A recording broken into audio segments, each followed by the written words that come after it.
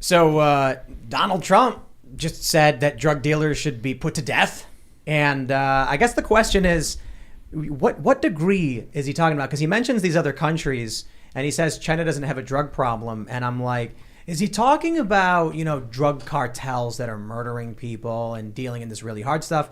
Or is he talking about like Singapore level, if you're found with like a poppy seed on you, they lock you up? Maybe not that extreme, obviously, but interesting nonetheless, because immediately everyone's kind of like, dude, a lot of Trump's supporters are fairly libertarian, so it's interesting to see. But I think what's more interesting about the conversation is what rhetoric Trump will embrace as we move into the midterms and whether or not he'll announce before or after. So we got that story. Plus, the Washington Post says that Trump's actions are being investigated.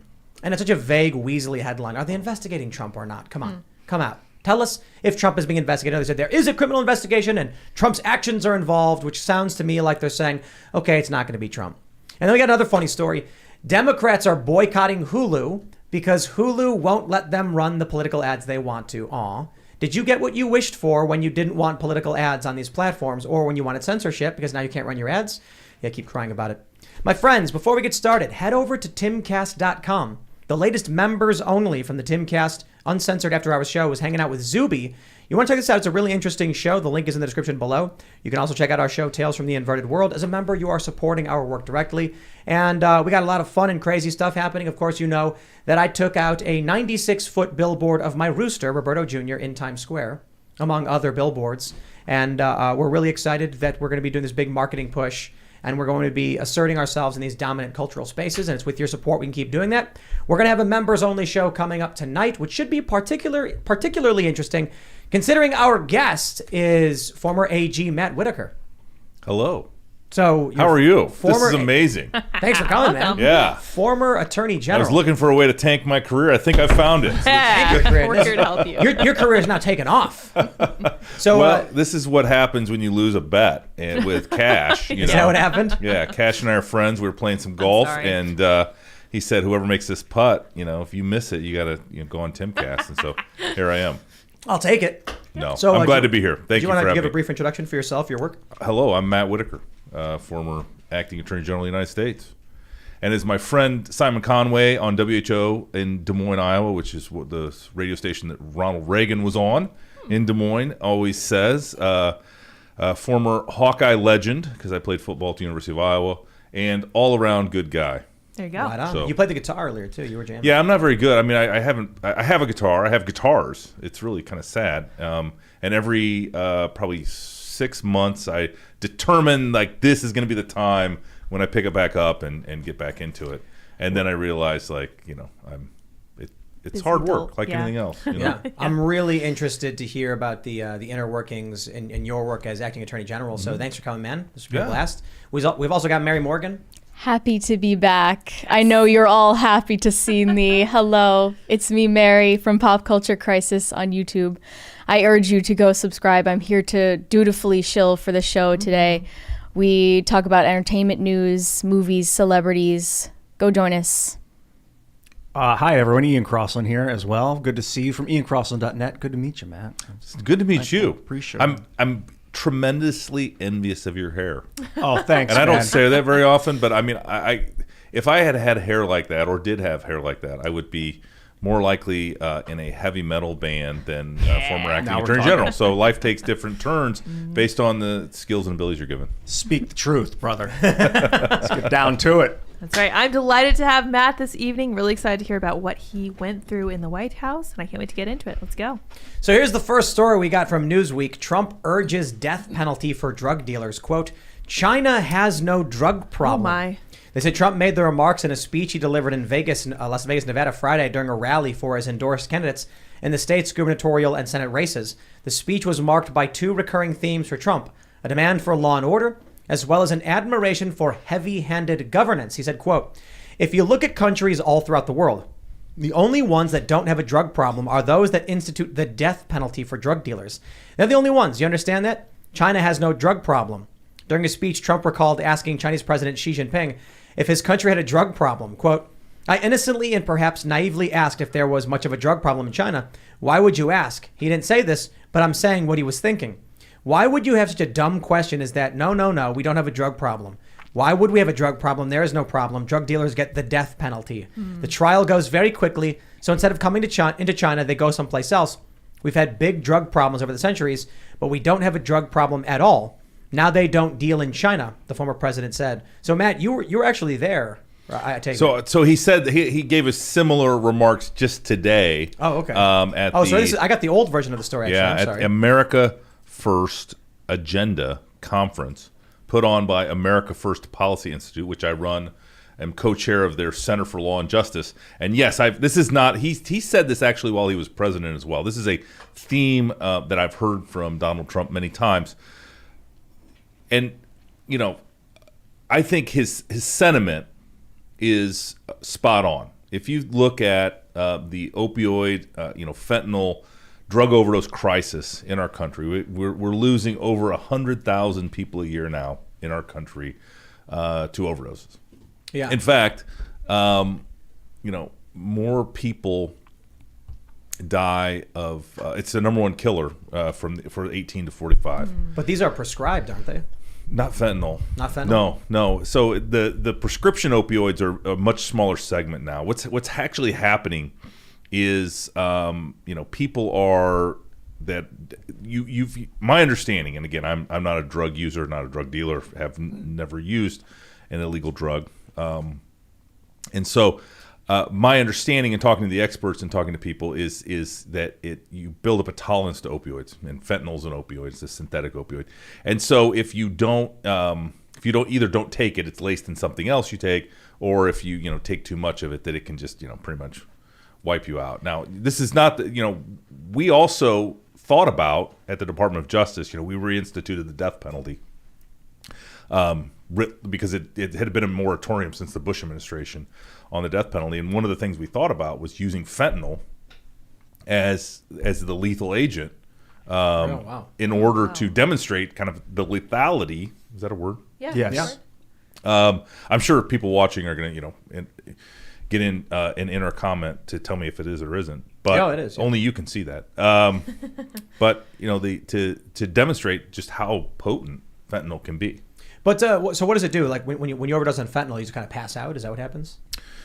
Yeah, essentially, it my understanding is it takes your vitals down to zero. I mean, you just kind of it depresses your your heart and your lungs, and you stop breathing, and you essentially smother. Sounds. I mean, in terms of the death penalty, that sounds humane at the very least. Yeah, and it's pretty much what we're doing with another cocktail of drugs. And we I'll give you an example. I mean, I know you don't want to do a show about the death penalty, and so I want to keep this. It should be lighter because I'm usually a fun person, but we're talking. This is so dark. Yeah, it's really dark, and I'm not a dark person. I'm an optimist, but we in the state of Iowa, my home state, I was the U.S. attorney in the Southern District of Iowa. There's a Northern District, which obviously if you have a Southern District, that implies a Northern District. But in the Northern District of Iowa, we had a drug dealer who executed a family of 5, and including the mom, dad, and the kids. And so that he was sentenced rightfully to the death penalty, and then had been sitting in prison for over 20 years.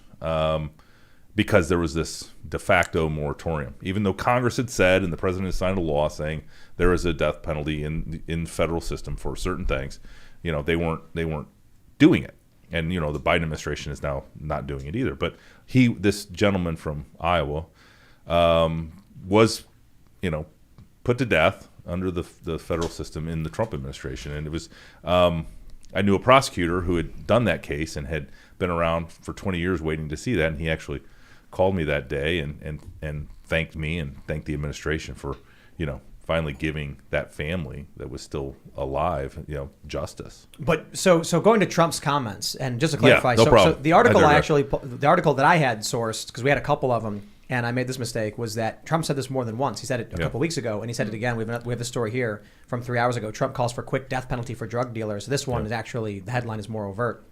And so in his first speech back in Washington since he left the presidency, he called for a quick death. Yeah. I don't know. That feels a little heavy-handed, right? A drug dealer, to what degree are we talking about? Yeah. Well, I mean, I'm not going to try to morally justify certain levels of drug dealing and compare and contrast that to others. If you know anything about drug dealing, it's always a pyramid scheme, right? You have the street level drug dealers that are, usually the ones that are taken out, and then you have different levels. And oftentimes, in my experience, about 2 steps, 2 hops get you to a Mexican drug cartel. And so if you're talking about kingpins, we already have kingpin statutes. They don't call for the death penalty. My understanding, and again, I'm not the Trump whisperer. I've spent a lot of time with him. I heard his remarks today. My belief is that he really wants to target the head of the snake, the kingpins, the ones that are getting rich and, the Pablo Escobar types, not the street level hustler. Not that they're not less morally responsible for this scourge of illicit drugs in our system. We need to have a bigger conversation also. Congress has been completely unavailable and uninvolved in the regulation of drugs. The states have taken it on and mostly deregulated marijuana, for example. This isn't the topic that we're talking about, but I have a lot of strong feelings on this. And the federal government needs to do one of 2 things: either join the states or most of the states and have Congress pass a law that reclassifies marijuana, or start enforcing the law. What we can't have is these laws that aren't enforced. That because what we need in the rule of law for it to work is certainty for citizens. I think it should be. I think pot should be legal, but I think you get bigger challenges when you get into harder stuff. Fentanyl, especially, as it's getting laced into all these drugs. Yeah. And then, to be honest, I oppose the death penalty because, the best example I can give to people is Kamala Harris deciding who gets to die doesn't sound good to me at all. I understand that there are really bad people like the guy you mentioned, right? So, Tim, let me just, the way the death penalty works is the jury, the peers, the 12 people that decide whether the person's guilty or not, decide the penalty phase and whether or not they have the death penalty. So to seek the death penalty, that's about the only thing that actually the Attorney General of the United States can do and only can do. Everything else has been delegated in the Department of Justice. But the one thing that the Attorney General has to do is determine whether or not to seek the death penalty, in these cases. And we spent a lot of time. I mean, that is the most difficult decision that an attorney general, I think, has to make, is whether or not to seek the death penalty. And you get these recommendations from the U.S. Attorney's Office all over the country. Some are less likely to pursue the death penalty. Some are more likely to pursue the death penalty. But it's just the cases are just the worst of the worst. I mean, it's you're just like, oh my God. I mean, this can't, this fact pattern is the worst I've ever seen. Then you read the next one, it's like, oh my goodness, and this is even more horrible. The challenge is, look, you hear a story, you read the details about it, and you're like, this person, can't be rehabilitated. They're truly the worst. It's a violent sociopath. But proven beyond a reasonable doubt, I don't know if I trust the state to get it right. Yeah. And then the issue is, to quote Benjamin Franklin, it's better than 100 guilty persons escape than 1 innocent person suffer. Yeah. The idea to me that the state would say, look, we believe these facts to be true to the best of our abilities. And you might have good people who are like, this guy did brutal things to a family, and we can't have this remain. That I totally get. And saying, so we're going to, this person has forfeit their life by taking the lives of others. The issue, I guess, is just that there's a percentage of people who are innocent who are going to be killed by the state. And I don't know, man. I'm not going to pretend to have the answers, but I can just tell you I just don't like the idea. Yeah. I mean, obviously, the system has built in tremendous safeguards, at least in the federal system. Like, there's some states and throughout American history, I think, that the safeguards weren't there. But as, and I'm talking about, my experiences in federal court and in federal law and in the, as it relates to the death penalty, the federal death penalty. And there are a lot of safeguards built in, but I do share that it would, obviously we'd rather have 100 people have life in prison than have one person get the death penalty and have be executed that was innocent. Yeah, it's a tough area, but I know this. We're not. Yes, Mary. Is the purpose of the death penalty then to seek retribution for victims and enact justice, or is it simply by necessity to remove this person from society and any chance that they could escape prison? Because at this point, we're releasing so many criminals. I'm not sure where I stand on it. Yeah, I mean, there's a lot of reasons we have, criminal prosecution and criminal punishment. Retribution is one reason. Punishment is another reason. Excluding the death penalty, rehabilitation is another reason that we have criminal penalties. So I'm not in the legislature. I was never in the legislature, and so I haven't done the balancing test on this as to sort of where. But Congress has passed a law that says there is a certain category of crimes that is eligible for the death penalty, and here's the process. And so, as a prosecutor and as the former acting attorney general, we executed the laws. I didn't have to decide, and I don't think it's appropriate actually. And that's why these moratoriums, I think, take the people through their representatives have passed this law. Your representatives, the people you voted for, have passed this law or have not repealed it, more importantly. And so, let's put that on the ballot. Let's make that an issue. Let's let if the people don't want the death penalty anymore, Tim, to your point, is let's vote for it. That's what I never understand. And this is what the left loves to do, is they love to have the executive branch under their leaders like Joe Biden, decide that certain things aren't, morally reprehensible, but they'll never take the vote because they know that mostly the American people are in a different place on it. Republicans don't seem to do anything about it. I mean, they had 2016 through 18, and they just let Russiagate happen. They did. I got there in October of 2017, and not a day went by that somehow the Russian collusion fable didn't affect the Department of Justice, because it was, if you remember, people, you want to forget because it was such a negative, just BS. I know I can't say what I want to say, but it was just because ultimately every night it was just some new revelation. Some leaker had said, some FBI agent or sources, or it was just this constant drumbeat of stories that in retrospect were all fake news. Yep. And so you can totally, and when Donald Trump says, and points to the back of the room and says, you guys are fake news, I mean, they are. They are. Let me pull up this story we got from the Washington Post. This is relatively nebulous, I suppose. Justice Department investigating Trump's actions in January 6th criminal probe. People familiar with the probe said investigators are examining the former president's conversations and seized phone records of top aides. What they don't say is Trump the target of this criminal probe? No, the Washington Post just says Trump's actions. It doesn't even say they're investigating Trump himself.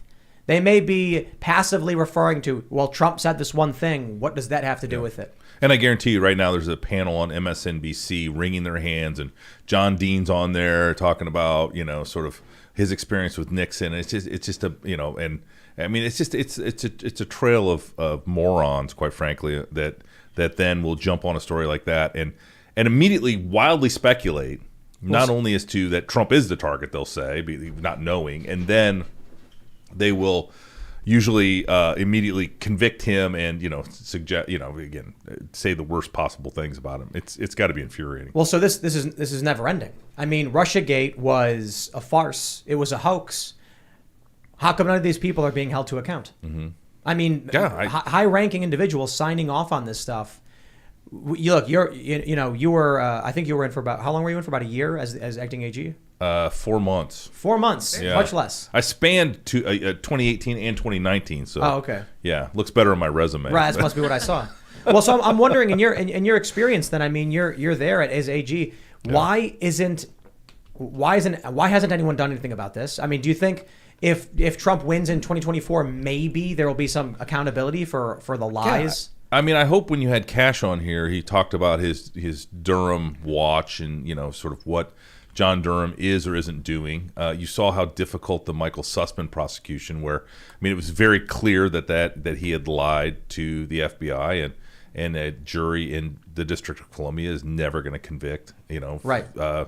Somebody in that situation. Well, so I mean, that goes back to my death penalty comments. Yeah, right. You get someone who's a Trump supporter suspected of a very serious heinous crime. You put him in D.C., they're going to be like, kill him. Yeah. That's horrifying. And that's that two-tier system of justice is something that I'm talking about a lot right now. We have there's no doubt that the left it gets away. You think about the riots in 2020 and compare that to January 6th.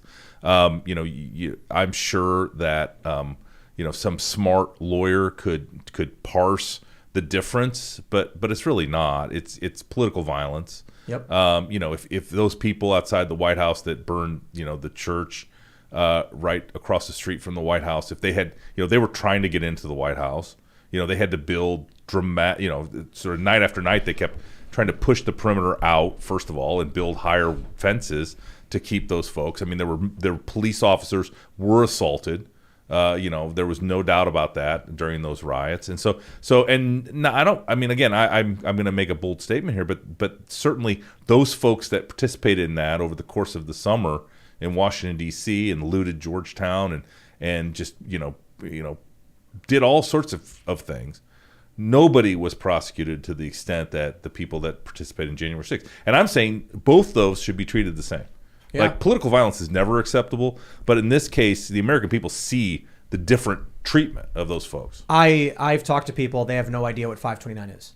I mean, I talk to people all the time, and I say, what are your thoughts on when the 529 riots, when they set fire to a guard post, when they torched the church and tore the barricades down, the president was forced in a bunker? They go, I didn't know that happened. Yeah. Because the media, what happened. Well, there's the 529 Commission. I mean, right? Yeah, no, for sure. No, but and that's my point. Before the show, you mentioned that at some point it's just not worth it to get paid $170,000 a year to have your life destroyed by the establishment, by the Uniparty, by the Democrats. And so I wonder if that's the reason why you don't get a 529 commission, why Republicans seem to do very little, if anything at all. Yeah. Well, I think, in the next year, I expect that there will be a lot more. I mean, I think the right is learning that we can't sit by and play, patty cake while the left tries to destroy literally our entire society and people, everybody's reputation. I mean, I think there is just a final realization that we can't not fight. We'd prefer to actually, have a civil dialogue and have a discussion and have the marketplace of ideas that's supposed to work and convince people to vote for us and vote against them. But I think there is a realization now that the left is just in it to win it. And not only to win it, but like destroy everything in their path for the sake of power. But there's when you're acting AG, I mean, they came after you pretty hard, I'd imagine, right? Yeah, absolutely. The Republicans don't do that to Democrats. They're, look at Brett Kavanaugh. I mean, the psychotic behavior. They accused the man of lining up at frat parties to gang assault women in these ridiculous stories. And wasn't he in some pirate sense. ship going up and down the coast? Wasn't there some story about that? Yep. I mean, it was like nonsense. Someone literally fabricated a story about him on some boat doing something to a woman, and then they were like, yeah, we made the whole thing up. Where are the Republicans accusing Democrats of doing anything? They don't. And then when you get people like James Lindsay, for instance, and he starts referring to people targeting children as groomers, Twitter bans the word. And big tech comes in immediate defense of the left. So there's no collateral damage for the Democrats and the left to engage in this behavior. The right does not do anything to combat it. And so you look at the Republican Party, I mean, half the time they're in agreements. Or look at this. We just had how many Republicans come out supporting gun control, which is wildly unpopular among the Republican voter base. They don't care. I look at people like Shelley Moore Capito in West Virginia. She's not up for re-election for another 5 years. So what does she care? She's probably laughing all the way to the bank as she torches her constituents. This is what we keep getting. So, I mean, man, is it brutal to watch. Yeah. Now you have the January 6th committee. On TV, they're calling it a TV show, the season finale. They're lying about basically everything. And people are wrapped up in this cult. They believe this stuff. And, there's so much we can talk about on the that committee or whatever you want to call it. I mean, it's a one-sided show trial like you would see in a dictatorship. Did we get outplayed in sort of the chess match of who should have been on the committee? And, if they wouldn't put Jim Jordan, should we have at least had some non-anti-Trumpers on this to at least, bring a different, narrative or a different, thrust of the questioning. Right now, it is it's the only thing the left has, and that's what's just fascinating to me. I mean, if you look at what the two things that the left has is they have the Dobbs opinion, and essentially claiming, making falsehoods about what actually Dobbs is and stands for, which is the overturning of Roe v. Wade and returning the issue to the people and to the states. But then their other issue is January 6th and some false narrative about this mass conspiracy. I don't know what they're trying. I mean, they're just trying to destroy people and leave just a mass chaos in its wake. They use this manipulative technique where when something happens, we don't know at the time of a circumstance what is happening. So 9/11, for example. There's a lot of people who like to look at footage from 9/11 and then claim it's proof of a conspiracy. And it's like, hold on. The reason you get conflicting reports in some of these circumstances is because at the time, everyone was confused as to what was really going on. A guy who was on who was in the financial district didn't know exactly what was happening on the Upper West Side. And so people were getting conflicting information across the board. And thus news reports come out and they conflict. Now, whatever you want to believe on that stuff, I'm not getting into the nitty gritty. My point is, on January 6th, the people who were let into the building, many of them had no idea. I'd say most of them probably had no idea there was fighting happening on the other side. Cops opened up the barricades, fanned them in, doors were opened, cops fanned them in. One guy was acquitted of all charges because of that. That guy did not know that on the other side of the building, couldn't see it, people were beating cops and fighting and throwing things.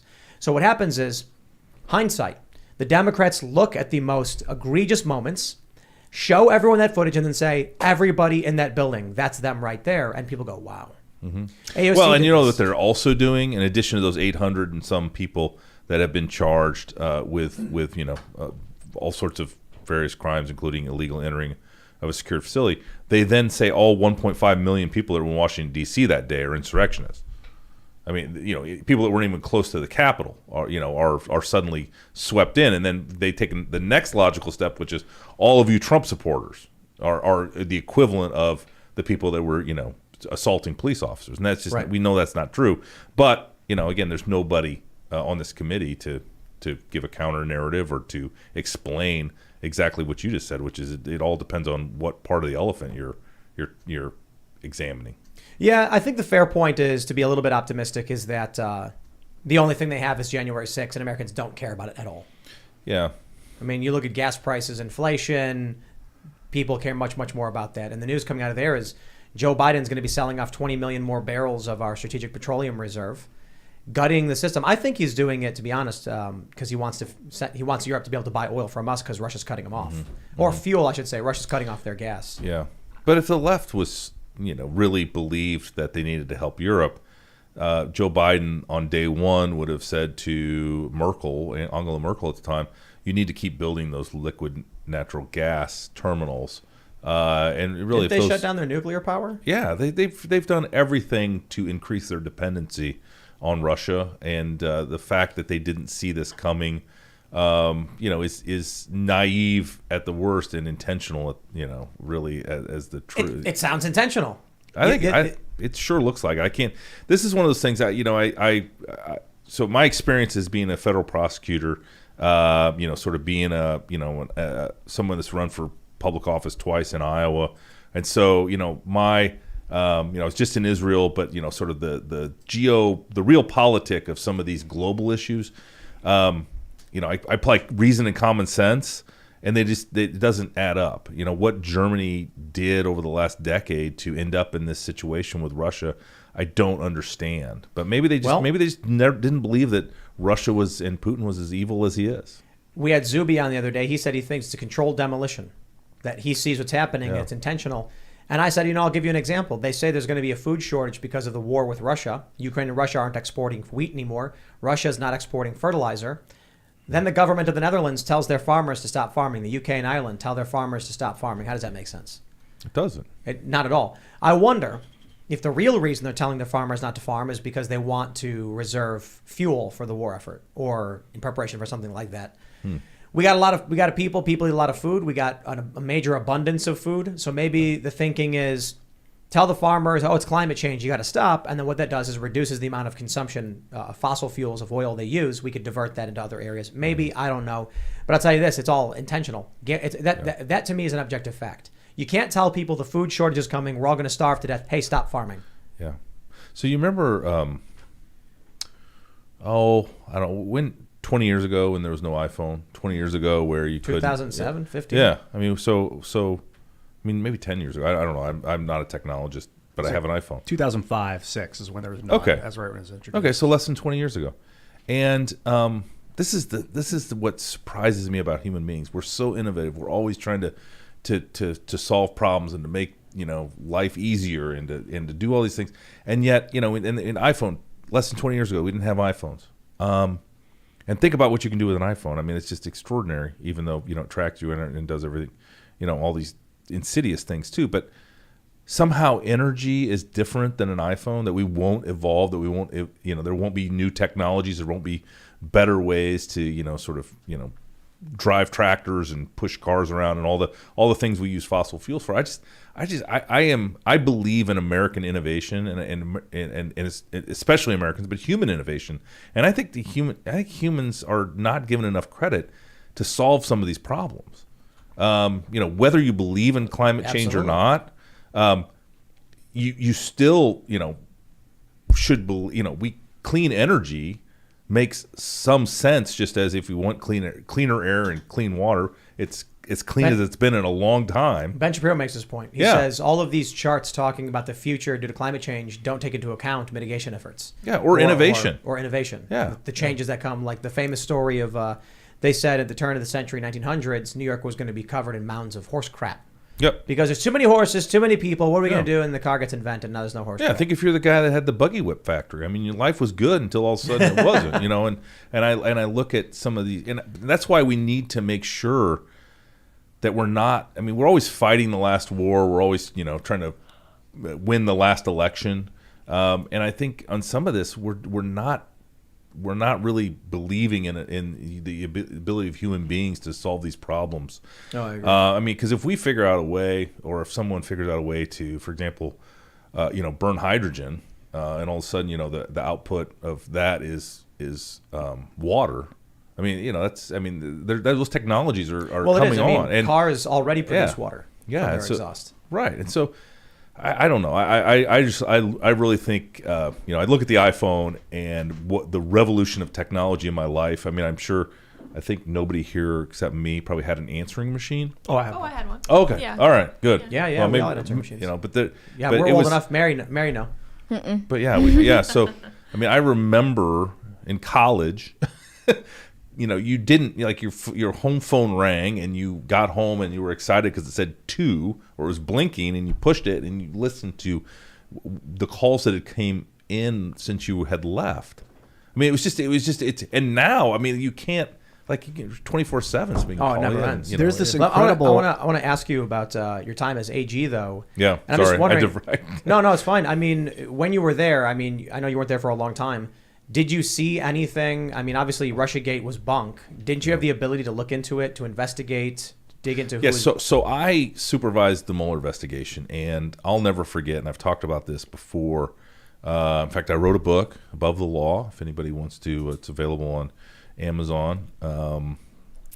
And what I talk about, I don't think I mentioned a lot in this book, but I know I remember this like it was yesterday because it was so impactful. Is there was a lot of controversy when I got appointed.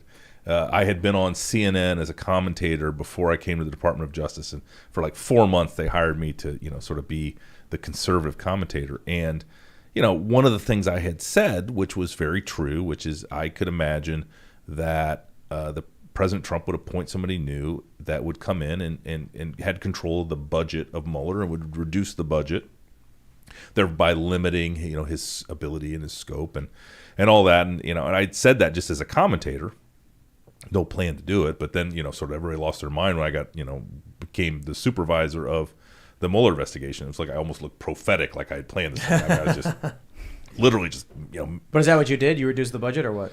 No, I didn't do anything. But I had to go through an ethics review. With the most senior career DOJ official who actually, it was because of the way it's written, it was my decision on whether I could consult him, but it was my decision ultimately. And I didn't ask him to write a recommendation. Of course, he wrote a recommendation which says, I should have recused because of these things I said on CNN. And I was just like, this is nonsense. I was a U.S. attorney for 5.5 years. I know what it's like to be independent and look at facts and apply the law and make decisions. And, kind of my commentary as a paid CNN analyst is not going to affect how I do this job. And, it's just, it wasn't even apples for apples. But anyway, so, fast forward, I clear that hurdle and I get read into the Mueller investigation. And, the first thing they say is, you know what, Matt, they have not found any evidence of any connection. There's no evidence of any connection between the Russian government and the Trump campaign.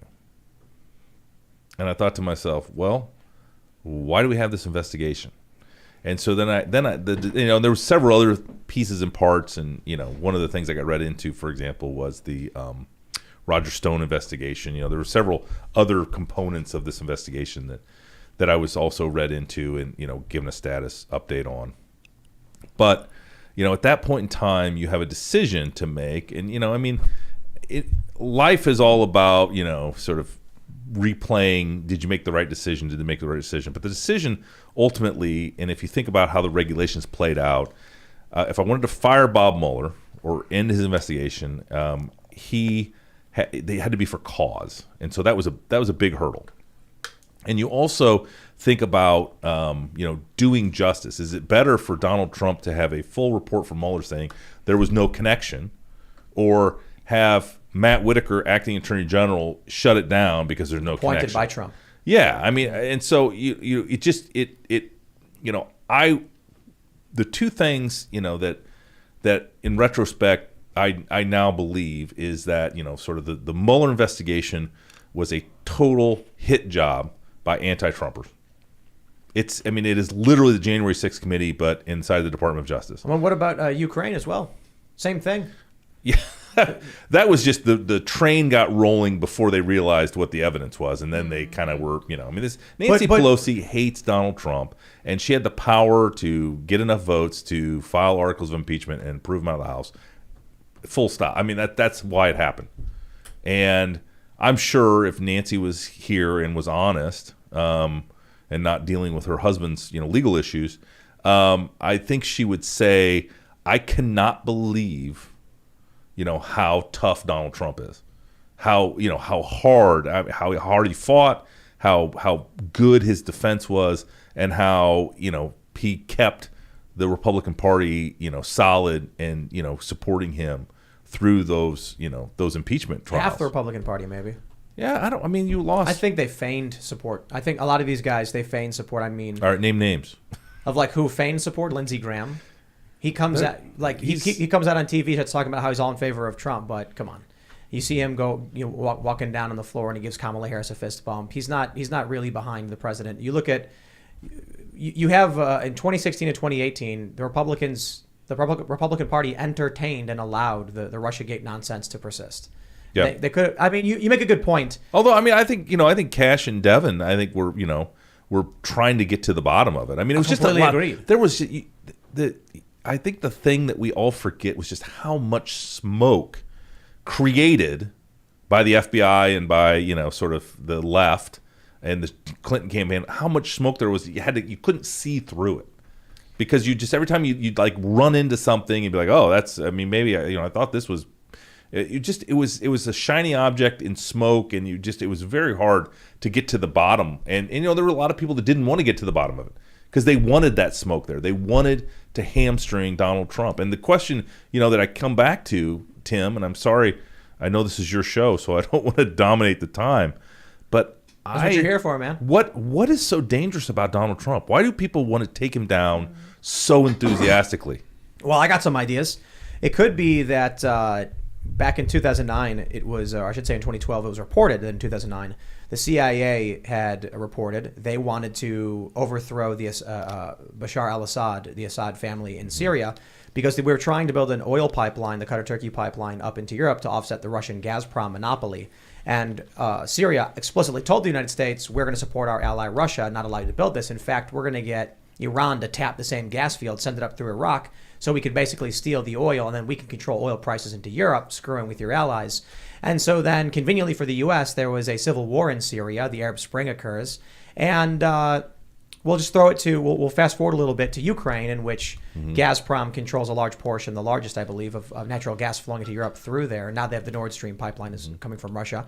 And all of a sudden, you get this conflict in the Euromaidan movement where Ukraine wants either join NATO, join the EU, join NATO, join the West, or side with Russia and their trade federation. And that's all happening. Then Donald Trump comes in and he says, we're getting our troops out of the Middle East. Well, that's bad news if you dedicated 10, 15, 20 years to building this pipeline and getting oil to your allies in Europe. But what does Donald Trump? He gets elected. What does he do? He gets elected. And sure enough, the conflict in Ukraine dies down, simmers down. ISIS is getting crushed. Abraham Accords.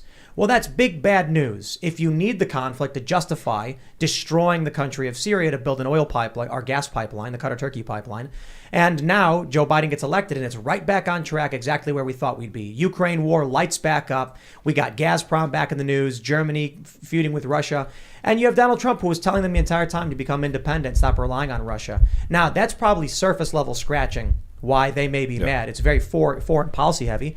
You could also look at domestic policy. Donald Trump banning critical race theory contracting. Companies that engage in critical race theory trainings couldn't contract with the United States. All of these things just fly in the face of their agenda. And then you have the personal. Oh boy, was Hillary Clinton mad. It was her turn. So a lot of reasons why they really hate Donald Trump. Yeah, but boy, I mean, I've never seen, I mean, we've in our history, we've never seen a president this persecuted. Kennedy. Although he wasn't persecuted in public, Yeah. they just decided behind the scenes, I believe, that it was time. I mean, I think that they whacked the guy. I don't know for sure, but I mean, there's just so much evidence that it was coordinated by the mob, by whoever. Yeah. I don't know. I know that Pew Research showed that the Trump's press coverage was 5% positive. 5. Yeah, I believe that. Obama's was 42, I believe. So here's Obama. The first thing he does to get in office is he orders a drone strike blowing up a village of women and children. He commits extrajudicial assassinations on American citizens, but the media can't stop, let's just say, patting him on the back for a family-friendly way to describe it. Plus, we're in the Donald age. Trump comes in, and the one thing they give him is when he fires missiles into Syria. They're like, "This is it," and I'm like, "There it is." When he fires missiles on an airport in Syria, all of a sudden the media is like, Donald Trump's presidential moment. Oh yeah, starting wars. That's what they love about him. But when the economy is booming, what do? They lie, cheat, and they smear. Every single thing the guy does, it never ends. Yeah, we never were in the age of like social media manipulation like we are now. Yeah. So if Trump had been president 30 years ago or someone like it, maybe there would have been newspaper articles, but it would have been a lot of it behind the scenes because that's all they had. Now it's social media, it's slander on the news and all that crap. So we're seeing it for the first time. Yeah. Yeah, I'm just the fact that he fights through it all and is, not only as popular as he is, Well, that's why. but just like he is never tired. I mean, it's like he eats it like a candy bar. It's really extraordinary. Just never seen a force like this in my life. And I'm around him a lot and get to spend a lot of time with him. And I sometimes am surprised, and just that kid from Ankeny, Iowa, gets these opportunities. But I also know that he's just he's a no BS kind of guy. Yep. He doesn't worry, doesn't worry that you didn't go to Yale or you didn't go to Harvard or sort of doesn't. Another reason they it's don't like like him. Are you effective? Can you get the job done? Do you speak clearly and make commitments and live up to those commitments? It's just the basic, kind of what you'd expect out of a guy that's sort of built buildings. I look at everything that's happened over the past several years and what's happening now with the January 6th committee, and there is a malignancy in this country that is gutting it from the inside. Donald Trump, what did he do? He brought auto industry back to Michigan, an investment of, I think, around $3 billion. He cuts out the TPP. He starts bringing manufacturing back to the United States. The best numbers of our lives, Jim Cramer says. Foreign policy, Abraham Accords, peace in the Middle East starting to take form. He's meeting with North Korea, walking into the DMZ with no security. You take a look at the stuff that Donald Trump did, and it's like, wow.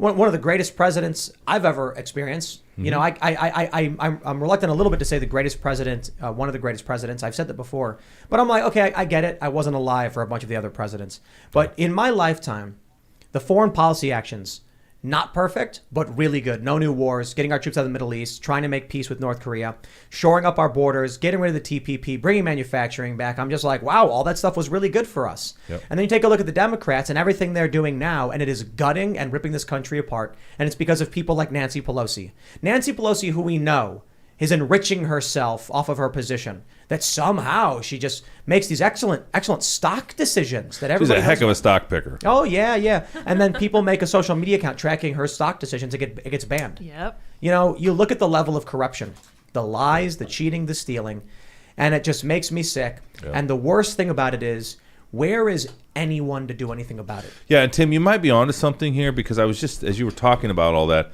it struck me recently that Donald Trump, like you said, had kind of brought peace to the Middle East and was disengaging the U.S. from the need for Middle Eastern energy. And what is Joe Biden doing? He's going right back there. Exactly. And re-engaging in the Middle East with the Saudis. And, he obviously went to Israel. I mean, I don't know. When I was there last week, they were talking about how, I guess, he drove into the West Bank or Gaza. He went into one of the occupied territories. I hate using their terminology. Oh, Biden did. Yeah, Biden did. And he took off the Israeli flag, because he was flying an American flag and an Israeli flag, but they took off the Israeli flag before he entered the... what do you call that? Like the part of Israel that is... Palestine? I don't know. It's not Palestine. It depends on who you ask. It really, that area is so interesting to me. And having been there now and seen it with my own eyes, that is a fascinating history, and it's a current, like, real politic issue. It's just so, I think Gaza. You're talking about Gaza, the West? Yeah, well, so I guess we can call them Gaza and the West Bank. I don't want to call them occupied territories, because they're not occupied. They're part of Israel. But anyway, I digress. You take a look at what big tech is doing. You take a look at how Democrats actively support a lot of what they're doing. You take a look at the cult ideology, gender ideology, critical race theory, etc. And these things just serve to erode and destroy the United States. Mm-hmm. You don't see these things in China. You don't see these things in India. You don't see them as you see them somewhat in Europe. But in the United States, it is profound. Bill Maher brought it up. I mean, you look at the stuff with what that's happening with kids getting sex change operations. This is happening predominantly in hyper-liberal areas and not in conservative areas. But it's not happening in other countries. You take a look at TikTok, for instance. The things on TikTok, the overt wokeness, allowed. We got banned from TikTok. We really don't know why. It may have been because we had Alex Jones on the show. In China, they don't allow the woke stuff because they know it will erode the base of your country. But in the United States, that is the law. That is what you have to abide by in social media. It's almost the more destructive the technology is for society, the more it is encouraged to be used and prolific. It's really extraordinary. Big tech is, I think, going to get its reckoning here in the next year to three. They've been given tremendous powers, and they've abused those powers. We rag on Republicans quite a bit because they don't do a whole lot, but I will say from 2016 to 2018, maybe they just didn't realize the extent to which things were occurring when they were occurring the way they were. Then they lost in 2018 to the Democrats, and they gained back some seats in 2020, but not enough for the majority. Maybe come November, we're 3.5 months away about. Maybe then the Republicans will get the House and the Senate. Yeah. Maybe we'll start to see some subpoenas. I want to see this. I want to see Joe Biden impeached for the Ukraine scandal. Joe Biden engaged in an overt quid pro quo. It's remarkable that Donald Trump could discover this, seemingly bumbling upon it. And when he asks the Ukrainian president, you look into what that was about. Mm-hmm. They impeach him for it because they knew Joe Biden was their guy. A made man would get away with the crimes he committed. Going to Ukraine and saying, I am going to deny $1 billion loan guarantee illegally, even though Congress approved it, because I can do whatever I want unless you fire the prosecutor. By the way, the prosecutor happened to be investigating a company called Burisma where his son worked, but that's besides the point, according to the media. His son was on the board of Burisma at the time. Yeah, $83,000 a month. And Victor Shokin was investigating that, and Joe Biden went to the president and said, fire him. or you're not getting the $1 billion. And the president said, you can't do that. And Joe Biden said, call the president, see what he says. Well, SOB, guy gets fired. That guy needs to be impeached over that. We need a congressional investigation. We need a select committee. We need an investigation on the 529 insurrection when they set fire to the St. John's Church and the guard post, forced the president into a bunker.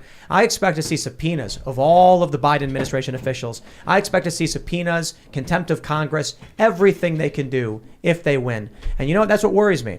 Because it sounds too good to be true. But do you think Merrick Garland and the Department of Justice is going to receive those referrals? Of course not. Of course as not. enthusiastically as he did the one with for Bannon and Navarro and of course he won't. I mean, the embarrassment that they did to Peter Navarro. I still this I was. God, this swearing thing is really a problem. Sorry. I was upset. I feel like I was very, very upset that the way Roger Stone was taken down. I thought that was ridiculous. CNN getting tipped off. In fact, I was the acting attorney general at the time, and I let Chris Wray know, that was not acceptable. That was clearly intentional middle finger. CNN was tipped off, but you don't need to go. I mean, I understand officer safety, but we're talking. Roger Stone is not. Couldn't you have done anything about it? Well, what? I mean, you can get the explanation. Yeah. But sort of operationally, I don't think we want attorneys general involved in how to arrest someone they're going to arrest or how you're going to execute a search warrant. I mean, that's you leave that to the people that are doing the job. But this is the issue. But the Democrats get in and think the exact opposite of the way you think. They say, and light them up, burn them down. Right. I know, and you see that example in Navarro being pulled off a plane. Shackled. If you believe Peter, he was. His legs were shackled. I mean, this is nonsense. This is absolute nonsense. I mean, he should have been given a notice to appear. Right. It's a misdemeanor. Remember, contempt of Congress is a misdemeanor. Mm-hmm. So Bannon was convicted of a misdemeanor. Right. Navarro was charged with a misdemeanor. We've never. I mean, that's the same. And again, I'm just telling you, that's the same as like if you get a ticket in a national park. I mean, it's the same docket that you see in that case. It's what is it? 2-month minimum in sentencing guidelines, up to 2 years. It's up to 1 year. Misdemeanors are under a year. Yeah. Is that? Oh, right. It's 2 years because he's charged with 2 counts, I believe. Yeah. So that is like on par with like driving on a suspended license. Yeah, I mean it's federal, so it's a little different. You can't really the state. Each state has a different thing. I mean, I know, my experience in Iowa, having defended. I mean, you wouldn't go to court on a misdemeanor. You wouldn't have a trial on a misdemeanor typically. I mean, that's why the case was so fast. Right. And Bannon's, I mean, it's like it's just there were 2 witnesses, and it's just he didn't call any. Yeah, I mean, he didn't call any, and the jury was out for 3 hours, but of course waited for their free lunch. How long do you think they're going to sentence him? Did they sentence him yet? I 30 days or less, I'm guessing. He might just get I mean, he could get slap probation. Yeah, it is. This is going to be. I hope this isn't controversial, but Congress has a jail in the Capitol, and their if they really wanted to enforce their subpoenas, they would send their sergeant at arms to go get these people and put them in Congress jail and actually exert some some instead of offloading it to the Department of Justice and making it making it appear to be something much larger than it actually is. I want to see Republicans win in November in the House and the Senate, but I don't want to see your typical Republicans win. I want to see people like Marjorie Taylor Greene win. She's considered controversial. The media smears her left and right. She's got certainly views that I don't agree with. I don't care. She's fearless, and she's fighting against this stuff. She's going to Congress and forcing these people to do their jobs, much like Trump was. That's why people like Trump. That's why people like Marjorie. That's why people like Thomas Massie or Rand Paul. But they also like people that fight. And they want people that stand up to the BS of Washington D.C. that don't want to get invited to the white wine cocktail parties where everybody stands around with a drink and chortles about conservatives, and they want people that sort of actually are unwilling to play the game, that are going to go to Washington D.C. and they're going to fight for what they that they fight for what they got elected on. And I mean, you have to be in tremendous self-confidence to survive that. I'll tell you. I'll give you a good example of I think the issue the left and the right of the left and the right. There was a guy who worked at Taco Bell, and he had a mask on that said Black Lives Matter. And his bosses went to him and said, "You can't wear that political stuff while you're working here." And he says, "I'm not taking it off." And they said, "If you don't take that mask off, we're going to tell you to leave. You can't work while you have it on." He says, "Fine." He goes outside, he films himself and says, "They wouldn't let me wear this." The activists attacked the Taco Bell until Taco Bell issued a statement saying you can wear Black Lives Matter stuff. Conservatives don't do anything like that. They say, well, but if I do that, I'll lose my job. It's like, you're right. The left doesn't care when they lose their job. And you can argue, well, it's because they don't have kids and stuff. Fair point. I'm just saying, when the left is willing to go to Roger Stone's house at 5 a.m. with CNN being tipped off, and they bring him out this way, and the right is unwilling to do anything about it or push back in an equal or opposing way, then you will get this indefinitely. It's remarkable to me that what happened to Roger Stone happened while you were the acting AG.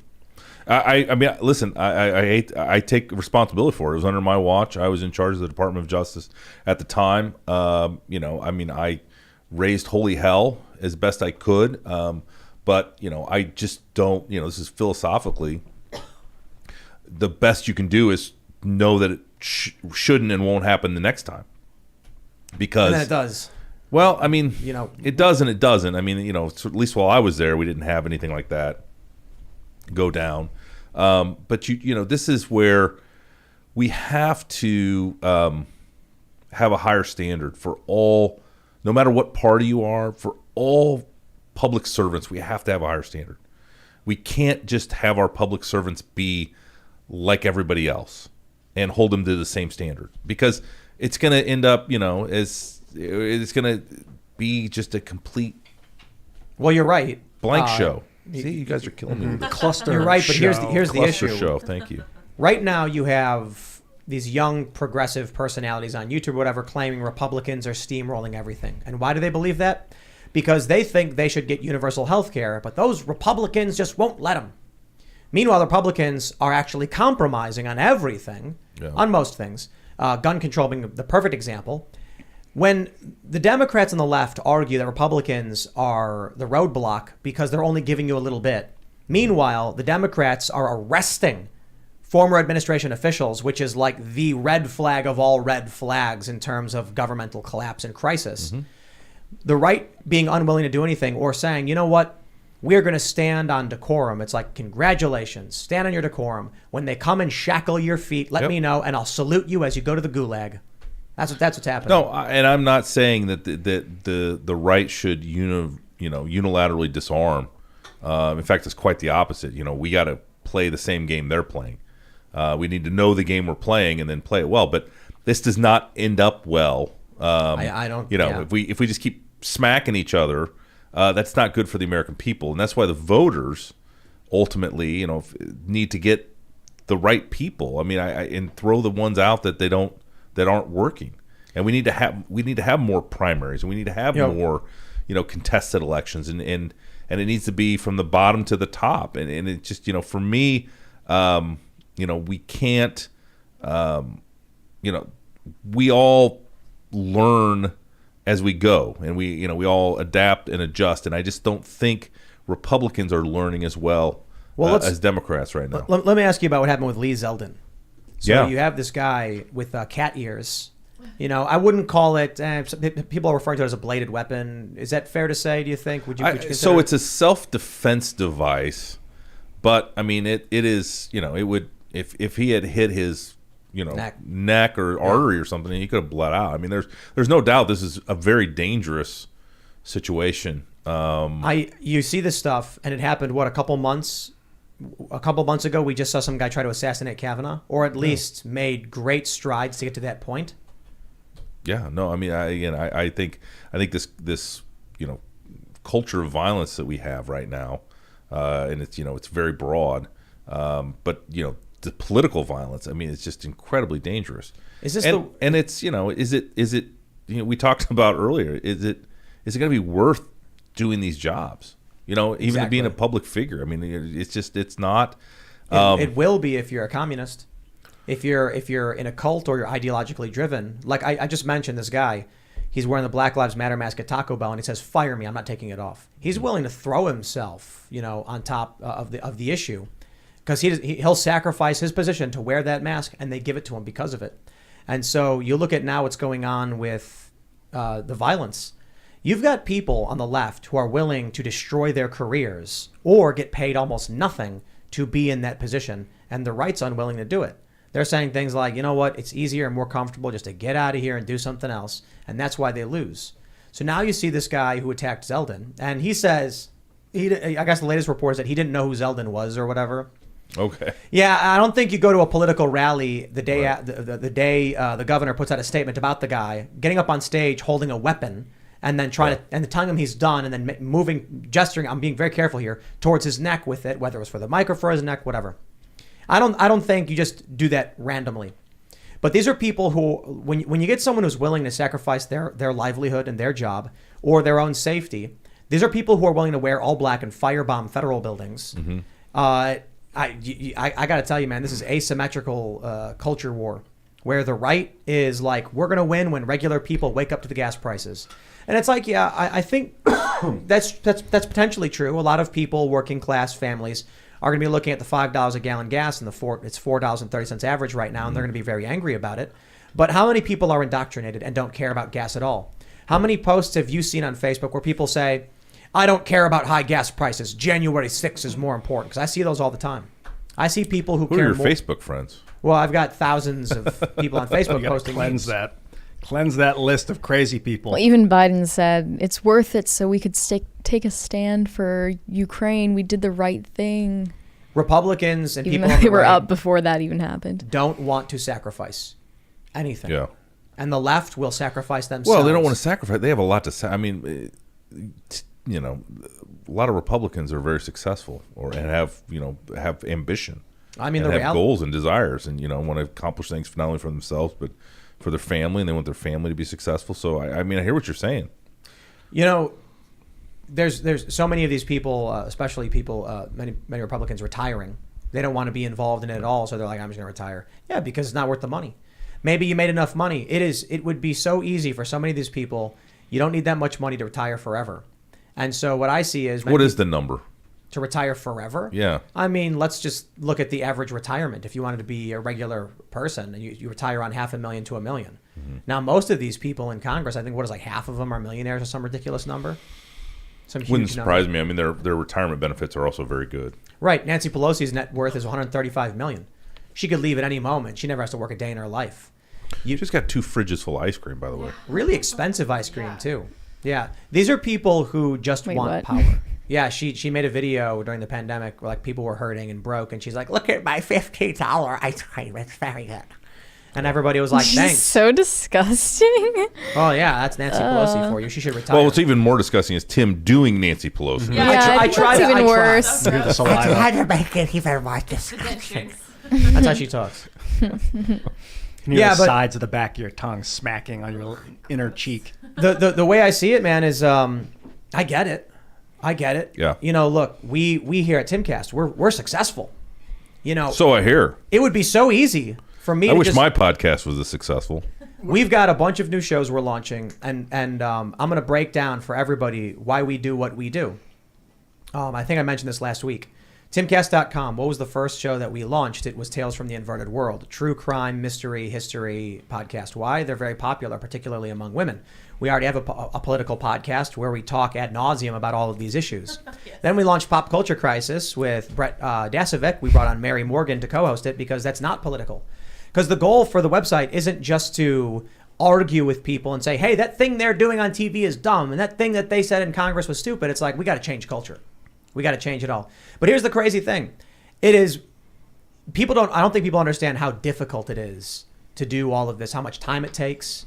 16 hours a day plus, several hours on the weekends, every waking moment of my life on the phone, answering emails. And I got to figure out which emails to answer to make all of this work. And it would be so incredibly easy to cut everything down, do a single show, and just be well off and say, why am I risking my neck and stressing myself out for people who won't do the same? Because I genuinely believe that there are a lot of people who listen who do want to do that. And so maybe there are a lot of people who are like, all that woke cult stuff is really bad, but I'm not gonna get involved. Great. Well, I'm not talking to them, I guess. Maybe I'm trying to encourage them to stand up and change the world, but I think there are a lot of people who are like, I'm ready, I'm willing, and I'm going to speak up and I'm going to make a difference. And I'm like, well, then we got to have a space that allows for that to happen, and we got to encourage more and more people to get involved. So I'm more content doing that as opposed to so many other people who, I don't want to be in government because it's not worth the pay. And then the Democrats try to destroy you. And then you look at what they put Brett Kavanaugh through. So there's certainly a lot of people who are standing up, who are pushing back and doing the right thing, and I can respect them. And I think we got to get more people to do it. But the way I see it with what we're doing at Timcast is, at the very least, we're just going to create a cultural space to the best of our abilities. We're going to fight for it every day to not just be overtly political. Because one thing the right does, and they do terribly, is they argue about what the left does instead of doing things. They say, Hollywood made a movie, the movie sucks. Okay, well, now you got the Daily Wire making their own movies. Timcast.com, we're starting to launch our own shows. That's the path. We create shows, we create culture, and we create a new place for people to go to get away from the influence of the Democrats and their psychotic cult. That, I think, is the path towards changing things. It is the hardest path possibly to take. So I totally get it, why there are so many people who are like, I make good money. Why speak up? Yeah, and the frightening thing, I'm sure, for you all, and I'm sure the reason you're trying to get more on your website is because of how easy it is for big tech to deplatform you. Oh, hands down. I mean, Absolutely. it's because there are ways to monetize these types of things that are pretty good when you're on these platforms, but they can take it away tomorrow. And that's what anybody that wants to create a show or content or do anything. I mean, you don't do it for the money, but like that, I think that's a reward for being good. It's not just about like getting banned. It's about the manipulation, the shadow banning. Yeah. So, we had a show called Cast Castle, which was like a vlog, and we did bits, and then we ramped up the joke because, honestly, it's fun to write jokes and act. And then the issue is we can't do a lot of jokes. You get banned for it. Or you could build your business up on their platform. They don't ban you. They just cut your money off after a decade of investment, and then your show's gone. And it's like, okay, why build up their platform? We'll build up ours. And so now, this show is live on the front page of timcast.com. We're doing a lot. We've done infrastructure. We've kicked PayPal off the website. PayPal and their censorious attitudes and Silicon Valley cultism. We now use Parallel Economy, which is co-founded by Dan Bongino and is censorship resistant. So my view is, hopefully in 5 years, the big pop culture conversation is, oh yeah, that new movie that just came out on timcast.com. And we're not going to be overtly political. We don't make conservative content. We're not conservatives. We just make content that it's not woke.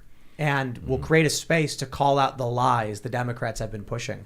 And look, I don't like the uniparty Republicans either. But the Democrats are the ones who control the cultural institutions that are burning everything down. You're right. That's what we do, I guess. Good. I love it. That's why I'm here. Yeah, I heard good things. Well, I'm optimistic in that regard, but I also kind of feel like we're building an arc in a sense. Like it's going to get way worse than it is now. A lot of people think that's pessimistic. I'm like, I don't look at it negatively. I just look at I look at it like mathematically. What's happening now, culturally and politically, is negative points towards the United States. It's getting worse. Doesn't mean everyone's going to die and the sun's going to burn out and the planet's going to explode. No, there's still a Rome. There's just no Roman Empire. Well, exactly. That's just like that. It turned into a church, the Roman Catholic Church now. It's another kind of mental control. They couldn't do it militarily. It was too big. It splintered, so they just want to keep that influence. Yeah, and I think, my friend Rick Grinnell says often, most great civilizations have lasted about 250 years. We're, 246 right now? We're there. Yeah, and so we have the people of the United States are going to have to decide. And I think there are a lot of headwinds in that regard. I also think, we're the greatest idea ever conceived in human history. So we'll see if we can, as a people, figure it out. Yeah, I don't think it's going to be through legislation. I don't think we can legislate solution or print solutions with the Federal Reserve. It's industry, like actually making things like graphene. It's obsessively been talking about the last 2 years to bring awareness. We have been obsessively talking about it. I thought I have been. But I don't even. Are you familiar with the material? It's now graphene time. Check this out. To Ian's credit, I got an ad for an electric bike. Its range was 150 miles. that blew my mind. Yeah. Because we've got some electric bikes. The range is like 40 or 50 miles. And it charges in 15 minutes. It's incredible. 15 dude. minutes. To So charge this an is a e-bike. battery compound? It's or? pure carbon. It's just carbon. carbon. And But- it's hexagonally latticed like a honeycomb. Flat, one layer atomic thick. But And it's electrically conductive, capacitative like a battery. It's you can superconduct with this stuff. My point, the bike uses a graphene battery. Dude, and you can pull carbon dioxide out of the air, put it on, condense it onto palladium, and then turn it into graphene. So we can basically mine the air, mine the carbon out of the air. We can mine the methane out of the air, and we're going to end up competing with trees. So if we just need to renegotiate and bring awareness to the government, I think, to teach them about the 21st century industry. Well, isn't this the point I was trying to make earlier? And obviously you do it better with like a real technology, but human innovation is, going to, because doesn't that solve the excess carbon in the environment? If we're competing with trees are the ones that are pulling out carbon dioxide. But this is what we're running into. Because yes, right? We get carbon in the air, and then like Ian says, we mine the air for carbon, and we need more of it. We can't take too much. You run into people who post things, memes like, Elon Musk is wasting money going to outer space. That money should be spent here in the United States. And it's like, where do you think they spent the money? Do you think that Elon went to the moon and gave moon people our money? No, he hired American workers to work on American products, to machine American parts, to make an American spaceship. It goes up into space and then it comes back. These people don't understand. When we talk about new technologies, you are up against ideology versus innovation.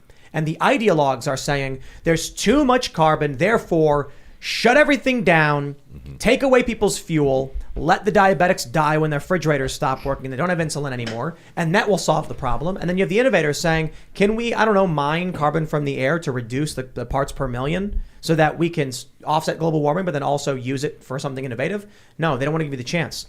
There are people who oppose human ingenuity and people who support it.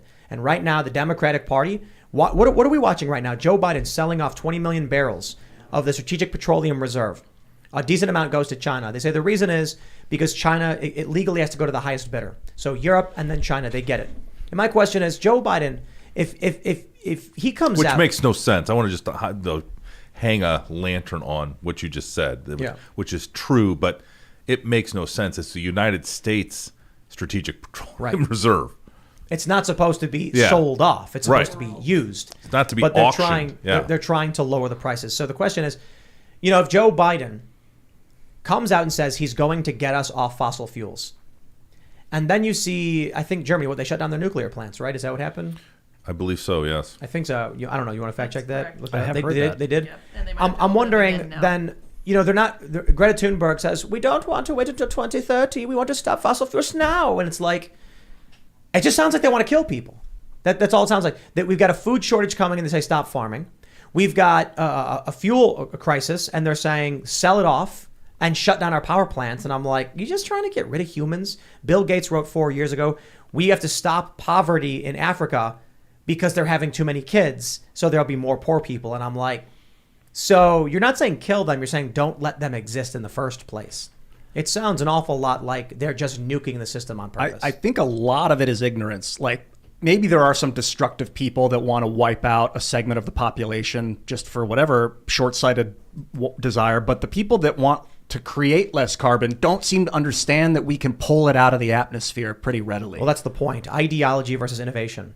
How do you convince a zombie horde screaming the end is nigh that there are ways to solve these problems through technology? You can't. I saw a video, Turning Point USA. We had actually let me see if I can pull this up and we'll talk about it. We got this tweet from Turning Point USA. They say yesterday The View and Whoopi Goldberg smeared and lied about TPUSA regarding an incident where supposed Nazis showed up outside the Student Action Summit. Basically, they say, oh, there were Nazis there. Yeah, there were weirdos waving a flag outside the event on the public sidewalk. Unfolded flags. Freshly unfolded, yeah. Yeah, well, they were... Probably the left.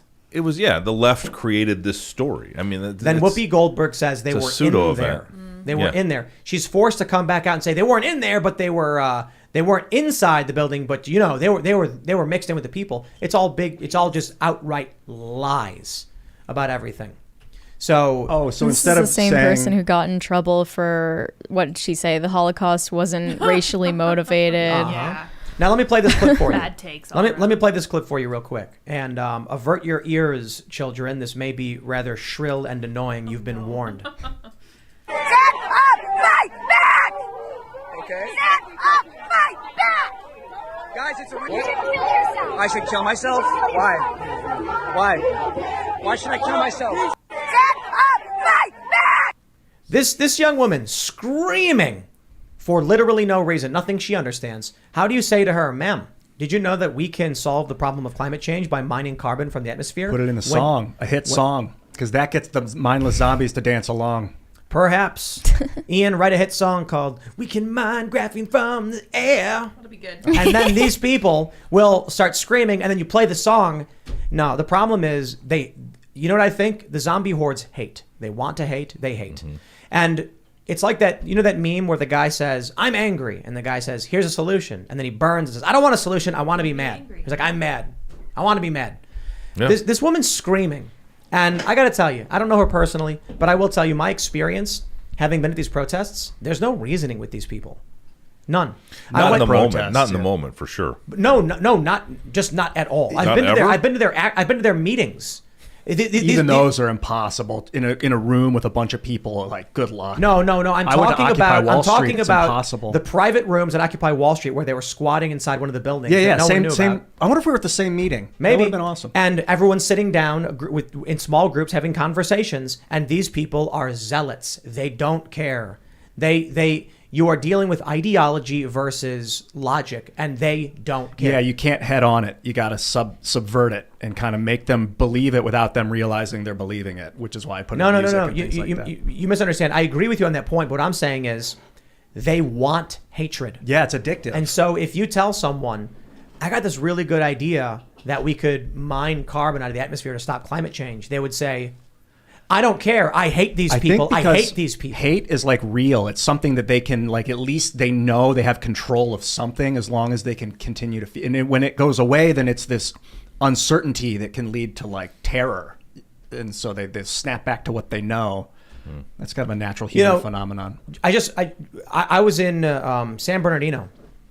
There was a group of people protesting, holding up signs. And they had all stopped and they were talking to each other. And I walked up and I was like, hey, how's it going, guys? And they just looked at me like, some of them like, oh, hey, what's up? And I was like, I just wanted to ask you guys, like, what's going on? Like, what are you doing? And then someone walks up and starts screaming, Mike, check, Mike, check, Mike, check. Instantly, all of the activists start repeating in unison, Mike, check. That's what you're supposed to do. What does that even mean? I don't know what mic. So- like this mic? Mike check is a technique that the activists, the cults, use to, they claim, Bring them back to the trance. amplify voices when you can't hear things. It's freaky, weird. Dude. Oh, is that where they repeat like Everything is oh said. my goodness. Yeah. I went And to so- Occupy. I wouldn't do it. I refused. I just screamed as loud as I could so they didn't have to repeat me because it was so cult. It was culty. It's culty. It's a cult They get you to technique. repeat the thing. They make you repeat it several times. And so when I tried talking to people, they immediately start yelling, Mike check, stopping the conversation. And the woman said, she goes, do not, and they all go, do not, and she goes, talk to anyone, and they all repeat, talk to anyone. They are trying to trick you. And then she says it again, and they all just mindlessly chant. You don't get it, man. Like, I hear what you're saying about subverting and like trying to convince them, but when people are in a zombie horde controlled by a zombie lord, I don't know what to tell you because I've been in private with them, and they have cognitive dissonance, and they experience physical pain when you provide information that could shatter that. And when they're in public, they're unwilling or just so angry. Look at this woman. She's screaming at Drew Hernandez's face for no reason. She doesn't know him, know anything about him. And she's saying, stand up, fight back. What does that mean? I want the context. What did Drew say? Is there more of the video? Oh, I don't have it. But come on, like, No, we don't need context. I must know. we I see the know. humanity in the woman. You will. what does stand up, fight back mean? Okay, it's, What are it's they- rhetoric. what I are don't they even protesting? know. I don't. What are they protesting? I don't know. What does it say? Because Twitter free Isabel? Is one of the signs? They're amoral and they want to cling to something that feels like a moral system. Zombies. What makes someone susceptible to that? You know, Why is it not you? why is it not me? I don't know. Like, why isn't it Like not any in, of us? in these crowds? Yeah. Strong mental fortitude and independent Having a job I don't know about that. probably helps. I think it's. I don't know if it's nature or nurture, because I wonder, how is it that throughout my life I have been fiercely independent? Maybe it's nurture. You know, the way I was raised. Are you Scottish by chance? No, part Irish. Okay, that might German. explain it. But I'm a bunch of different things. Growing up on the South Side, it was like, figure it out. It's all, maybe that's it. Maybe these are kids who had everything handed to them and they have no idea to solve their problems. I think that could be a big part of it, because there are so many people who say, I don't know what to do. And I'm like, I got to be honest. If you are an adult and you don't know what to do to be successful, then you did not have parents who taught you the things you needed to do to survive, or circumstances that did. Because I was lucky enough to have a bit of both. I had parents who basically, hey, get out of the house and go do stuff. And so forcing me to be more independent. That was what we did back then when I was a kid. We'd be anti-grounded. My parents would be like, get out of the house. Like, you're sitting inside too much. Go do something. Come back when the street lights turn on. That was me growing up. And so solve your problems. You're on your own. We had a house that didn't have a deck off the sliding glass door. My parents just never put one on there. And there's one now there. They're still in the same house. But my mom would just open up that sliding glass window and yell and whistle. The same way she would call the dog. Yeah. That was when it was time to come in for dinner. I remember. It was like most of our childhoods, it was like, that was just normal. I remember I'm like 14 and my friends were all jumping on the freight trains and riding them because, our area was like, from where we lived to where the park was like 3 miles. So you'd be walking down the tracks, you'd hear the train's going like 15 or 20 miles an hour. You run and then just grab it and hang on, and it brings you all the way there. These were little kids doing this stuff. Yeah. Just figure it out on your own. I wonder if these kids don't have that. Well, this girl, Snowplow I parents. watched her eyes when she was screaming. It looks like some sort of amphetamine like it looks like a kid. Adderall. Yeah, Adderall maybe, because like the eyes are so round and pupilled and they're not matching with the mouth. I think kids that like are on drugs at age 12, 13, 14, even younger, don't know how to be happy really, or They don't know what they're protesting. Yeah, they don't have like a solid formation of what they think reality is without the drug. Right. So there were protesters today outside the Marriott Marquis. Oh yeah, how was that? Yeah, I'm used to it, and I hate to say that I have one rule of protesters.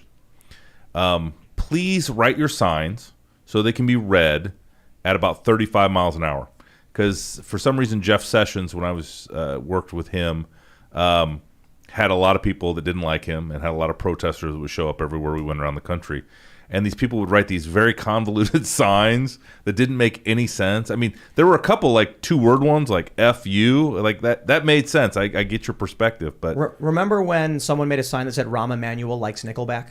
How dare they? And then all of a sudden, everyone started writing similar signs. Yeah. It became a meme because these people aren't protesting college anything. game day is the best for that. by They're the way. not protesting anything. They're showing up and trying to just be part of a crowd to feel included or something. Because they need to go to church. Right. Well, they don't have. This is their church. Right. Yeah. That's it. Which is so trite to say, but it's true. It is. And so the funny thing is how I take a look at this, right? I'm certainly not Christian by any standard. I take a look at this and I take a look at There's churches. always time. Well, I was when I was younger. I went to Catholic school, Okay. and I was raised Catholic. And then I believe in God, but I don't believe in any of the organized religions for the most part. So you're spiritual. No, that's Not that, religious. Not spiritual? Absolutely Yeah, not. he is. Do you believe in a power greater than yourself? Yes. Okay. I think logic. Do you pray? dictates- I think maybe Christians would. I don't consider it praying in the same way that a Christian would or someone else. So maybe not. I wouldn't say so. But when I stand back and I see modern Christianity, I see some people who believe stupid things. I see some people who think there's a giant man in a robe, bald in the clouds, who's watching over us, which is silly. But then I see people who are more learned when it comes to philosophy and theology, and they actually question and they have legitimate reasons for believing the things they do. But more importantly, I say, okay, let's talk about the general outcome of what we have. Were there bad things before modernization and reformation? Oh, you betcha. And there still are in a lot of religions. But I tell you this: when I go down, I was hanging out with Seamus, who's a Catholic, and we went down to Charlestown after we met up with him after Mass got out. I see a bunch of little kids playing, wearing nice clothes with their parents, and their parents are keeping their kids safe, and they're sharing food with the needy and things like that. I'm like, all those things are really good. You want to have a gathering, and your idea of doing right by your community is teaching your kids to be good people and providing food to the needy. I'm like, dig it. Really great. If your idea of a gathering and community building is screaming at the top of your lungs and throwing bricks and harassing people, we got a very serious problem with your moral framework. So what do we see right now? Perhaps there will be a reformation of leftist ideology in 2,000 years, and they'll realize that maybe they should actually practice what they preach, and instead of screaming in people's faces and throwing bricks at them, they give them bread. A lot of these people do that. When I see people doing like foods, not bombs, giving out food, I've seen this my entire life, that's fantastic. If that's your idea of organizing, that's great. And then, of course, historically, there have been, bad Christians as well. Modern times, right now, I'm not going to sit here and complain about the 50s. Those times have passed. Civil rights won. Congratulations. My family's certainly happy that it happened. Now I'm looking at your average Christian and maybe not doing enough to raise their kids properly. And so this is why you're seeing a wave of young people becoming dejected and lost. But I see at these universities some new kind of pseudo non-theistic religion in critical theory, wokeness. I don't think any of these one terms defines what's happening. They say intersectional feminism. They say wokeness. They say critical race theory, critical gender theory, critical theory. None of those things actually explain what we're seeing. The emergence of a non-theistic religion. Perhaps wokeism is the best all-encompassing term. These are people who have all of the similar traits of a newly formed religion or dogma. They are violent, they are angry, they have no rhyme or reason or logic behind what they do. Is this transhumanism? You think this No. is transhumanistic religion? No, it's almost like the way I explained it before is I read a physics book about when they captured electrons in a two-dimensional plane and simulated an element. So an element, for instance, has got like a hydrogen, has an atomic weight of 1, I believe. Yeah, one proton. One proton with an electron orbiting it. So what I read was that in a two-dimensional plane, they captured an electron and simulated orbit. There was no proton nucleus, but it adopted the properties of hydrogen because of the confined space and the forced movement of the electron or whatever. And so they injected an electron, another one into it, and it simulated helium effectively. But there was no core. There was no nucleus. And that's what I see here. I see all of the bad of religion amassed into one group with no rhyme or reason or dictating principles, just chaos. It is like a fire, consuming, burning, full of rage, and there's no reasoning with it. Yeah, What do you do? it's like so they're forcing. It's not happening naturally. It's like a forced creation as opposed to happening naturally. It's like take a bunch of people. It's you know what it is? It's really simple. It's take a Christian society, which the United States absolutely is, and the left might be like, no, we're not. I'm not saying it should be. I'm saying that the overwhelming majority of people in this country identify as Christians and historically have done so. And then what you do is, over time, those kids, the next generations, slowly cease to hold the values. And what you end up with is all of the elements of dogma without any of the moral framework. Yeah, like when you tell yourself, I have to go do this thing because that's what a Christian would do, or I have to go yell at a crowd because that's what a true believer would do. You're the electron without the core. It comes you don't need to be told what to do to get it done. You know, it's inherent in the system if you look around and you're open to it. But that requires some sort of, I don't know, stability or something. You know what's crazy? The lady from the Westboro Baptist Church who got de-radicalized on Twitter. You know the story? Oh, yeah. I can't remember her name, but she was on. Daughter. Yeah, she was Yeah. on Twitter, and then people started having conversations with her, and then she was like, "Wow, okay, maybe I'm wrong about this." Daryl Davis talking about how he met with Klansmen, and then he's a black man, and he talks to him, and then they turn in their robes and say, "I don't want to do this anymore." And then you take a look at these people, and they're the complete opposite. There's no reasoning. They're just screaming and dogmatic. I think it was Megan Phelps Roper is Yeah. the woman that Yeah. left the Westboro Baptist Church. Phelps, yeah. Yep. She I has don't a know, man. Rogan interview that was pretty cool, I Yeah, believe. that's very cool. Yeah. I wonder what this, Watching this video from it's Frontlines with Drew Hernandez, seeing this video of this woman just screaming, and it's just so it's exactly what I experienced for a decade. I'm like, where did these people end up? I keep thinking of like the second coming of Christ, and like how they say in the apocalypse or the end times that Christ will reemerge to unify the planet or whatever. I don't know. Maybe you know more about it. I don't know.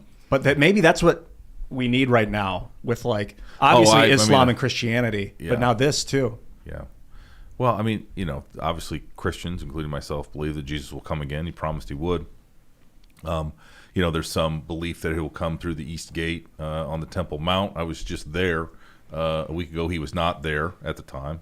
Hasn't been there yet. Well, he clearly didn't come to unify, as he said himself. Yeah. A lot of it's, our human nature and human, just failing. I mean, we always human beings for the through time immemorium have always sort of put themselves at the center of the universe. I mean, that's why I think these pictures from this new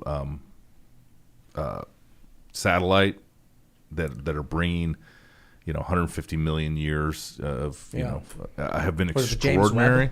But it points I mean, not only how many universes there are, but just how remote. How many universes there were? Well, I'm sorry. Multiverse theory, huh? Sorry. Galaxies? No, galaxies. Well, thank you. Yeah, I you're onto misspoke. something, though. I misspoke, but thank you for stomping me. You may have for actually just misspoke. channeled the truth. I was like, I think you're channeling the truth there. Yeah. Multiverse theory, huh?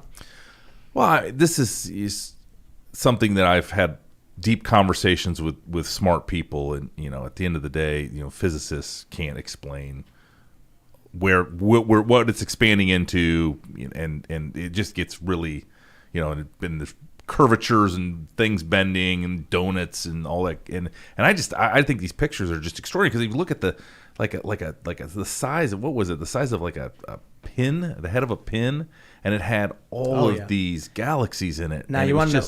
It was just, and you just think like, we're just like on this random one arm of one galaxy, kind of really sort of outside of the middle of all that. It's just, I don't know, it blows your mind sometimes. Here's the scary thing about it, though, right? The universe is expanding. Ian's looking like either, I totally agree. I agree. Or, I think dude, you're all like the freaking me out. life forms, like there's so much life in in this universe. I would imagine there's so much of us. Here's the scary thing: they say the universe is expanding, and it's expanding faster, right? So that means It looks like it is. There will come to a point where the universe has expanded so much. When you look into the night sky, you will see literally nothing, because the light. Because it's moving away from us. I don't The think that's light real, is though. moving away from us faster than it can come to us. People in that era will think there is nothing else. I think it's an optical illusion because the universe is twisting around on itself. You mentioned the donut, the torus, and that because the wavelength is turning, it looks like it's changing color. It's called the red shift in nature. It looks, and they say, well, that means it's getting further away, but it might just be that the wave is bending, and it looks like it's becoming a shorter frequency or a longer frequency, depending on how it's bending, and it's just twisting.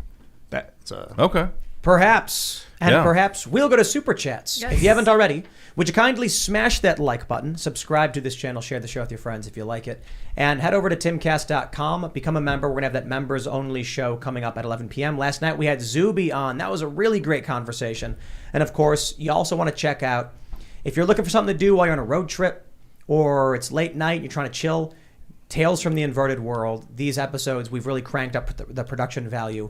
And we're getting ready to relaunch Cast Castle. These are going to be 20 to 30-minute episodes. It's going to be a whole lot of fun with a whole lot of jokes and more shows to come, comedy specials, all that good stuff. A lot of stuff. We are going to be launching the Inverted World podcast, which is, I know Tales from the Inverted World had a podcast audio form. This is going to be Shane Cashman actually taking calls and discussing the creepy, the paranormal, the mysteries, hauntings, with people all over the country. So we're actually going to be setting up a way that you guys can submit your stories, tell them, and then we're going to be creating a weekly show that's going to explore all of this stuff. So that's all to come. Let's read some Super Chats. Bree Sullivan says, is the death penalty a deterrent for drug dealers? Aren't their executions less refined than ours? Whose executions? the drug dealers, like the cartels. Indeed, Yeah, that's refined. yeah. They find these I see what you're bodies saying. heaped in a pile and stuff. Well, yeah. So what do you think? Do you think the death penalty deters crime? That's actually I don't know. The honest answer is I don't know. I think many death penalty eligible crimes are crimes of passion, and I'm not sure people consider when they're killing another human being that they're going to be punished. At the same time, I think it also is like the society's statement on what the moral code is. Right. Yeah. All right. GK Masterson says, do you know about Bill Whittle and his plan to make a Star Trek-like open universe for animated shows that aren't woke? He's a fan of yours and your efforts to make entertainment fun again. Cool. Glad to hear it. Thank you. I didn't know that. Yeah. Oh, you're a fan of yours. I'm sorry. This is your This is your super chat. Yeah, talking about launching new shows. All right. John Smith says, Matt, please run against Rhino Joni Ernst in 2026. What are your political aspirations? You going to run? So I lost to Joni in a primary in 2014. Joni is a friend of mine. Obviously, Iowa is a very small state, so people that are active and involved know each other. I don't have any immediate desire to run for office. There was a lot of people that wanted me to run this year. Chuck Grassley is our longtime U.S. Senator. They wanted me to either primary him or they wanted me to run, for Attorney General, and I'm happy with where I am. I've offered myself to the Iowa voters twice now, and have not been successful statewide. And so I'll look for opportunities for public service. Maybe that's in the next administration. Maybe that's sort of doing my thing. With my show and the other ways. I don't know. I mean, I so as a believer, in God, I think a lot of this is part of God's plan, and He's given me certain abilities and talents, and some of those lend themselves to public speaking and doing other things. But at the same time, I'm very content. I don't need it, and that's a great place to be, because I think when I was a younger man, I sort of needed. I was very ambitious, and I needed that victory, because I'm very competitive. I played college football and played sports growing up, but now I'm in a good place, and really am enjoying what I do now. But at the same time, if the president were to ask me to do something, I would certainly be very interested. Well, let's get this one. Cracker Jack says, me and the wife were talking. I wanted to ask you if you think Trump will truly clean house like he says, because we still have our doubts after his last run. Granted, he was held back by Democrats. Trump said he wants to fire everybody. What do you think? He's going to do it? Yeah. So I've been reading the news reports too, and I think this president, for much of the administration, was limited by a lot of the people he had in place, and some of those were career. A lot of them were his own political appointees. Yep. And I think he is much smarter, much keener on that. He's trusting fewer people. He's not just, he understands that who the deputy attorney general at the Department of Justice matters. And, so it's all the way down in every organization. So, yeah, I think he's a lot more attuned. Is he going to clean house? I think he's going to count a lot on some key people to execute his plan. If Trump, he'll be a lot more effective in the first 2 years than he was last time. Yeah. If he only ran one commercial from now until Election Day where he goes, ladies and gentlemen of America, if you elect me, I'm going to fire everybody. Have a nice day. I'd be like, okay, Ooh, yeah. you got my vote. I'm on. Go for it. There's too many people in this government. We need to clean up, get the corruption out of there, drain the swamp, fire the swamp monsters, whatever. Bring in new people, vet new people. Really, and our founding fathers never intended public service to be a career. Yeah, they thought it would be a sacrifice, that you had to go away from ride a horse or a train, initially a horse, and then sort of be inconvenienced. And now it's just that we have these career politicians that all they've ever done is politics. All they've ever done is be elected, and it's not good for the republic. So Christina H. with one of the most important super chats I've ever read. What do you get when you cross an angry sheep with an angry cow? Two animals that are in a bad mood. That was too good. I had to read that. That's good. That was Truly too delightful. good. Yeah, we needed that. That Top was tier. good. I hope a bunch of people laughed for Rolled their eyes the for sure. silliness of the joke. All right. Joe Burns says, just got told at my security job that we'll be enforcing a new mask mandate policy within the county. I plan to remind the frustrated employees who to thank for this come November. Yep. Ant-Man says drug dealers are turning people into zombies. Look up the Kensington area of Philadelphia to see how bad things actually are. People shooting up in public and being unable to function in society. Yo, did you see those videos? No. When like the kids get off the bus from school and there's like people standing there and they're like strung out. I did see that, and they had to walk through it. Yeah. That's horrible. Get out of cities, man. I appreciate all of the 20s in chat for the moo joke. Thank you, Christina. That was fantastic. Truly wholesome, yes. All right. Ramtack says, should A.G. Garland recuse himself from an investigation of Trump? I doubt he will. Should he?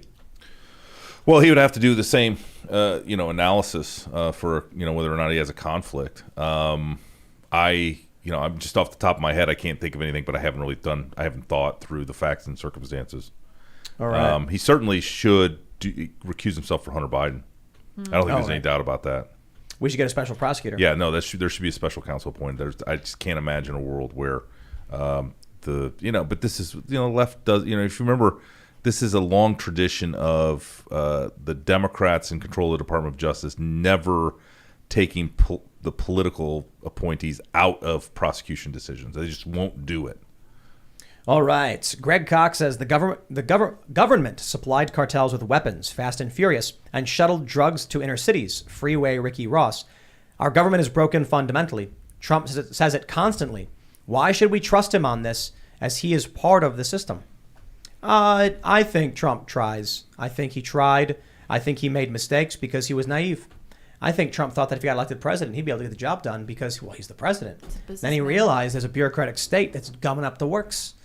And he figured it out too late. I think the Schedule F stuff happened in 2020. Yeah. It's like the last year he had. And he's like, okay, Schedule F, we're going to fire these people and then try again next time. We'll see. All right. I'm Not Your Buddy Guy says, despite my support for the death penalty, my biggest issue is I can easily see leftists using it on their political opponents. They really have lost it. Regardless, we should make asylums great again. What does that mean? Asylums for people who are mentally ill, lock them up. So there were counties That could get bad real fast. Yeah, they'll just lock you up. They'll be like, you're a conservative. That's a mental illness. Lock them up. Yeah. They were like notoriously bad in the 80s. Yeah. Reagan ended a lot of them and put a lot of people onto the street. Yeah. Supreme Court also ruled that essentially you can't detain people without, just for, there was a fundamental right to, sort of be free and not be detained. Talking Covers says, please tell Matt, go Big Red from a IRL Cornhusker fan. He'll get it being from Iowa. Friendly rivalry.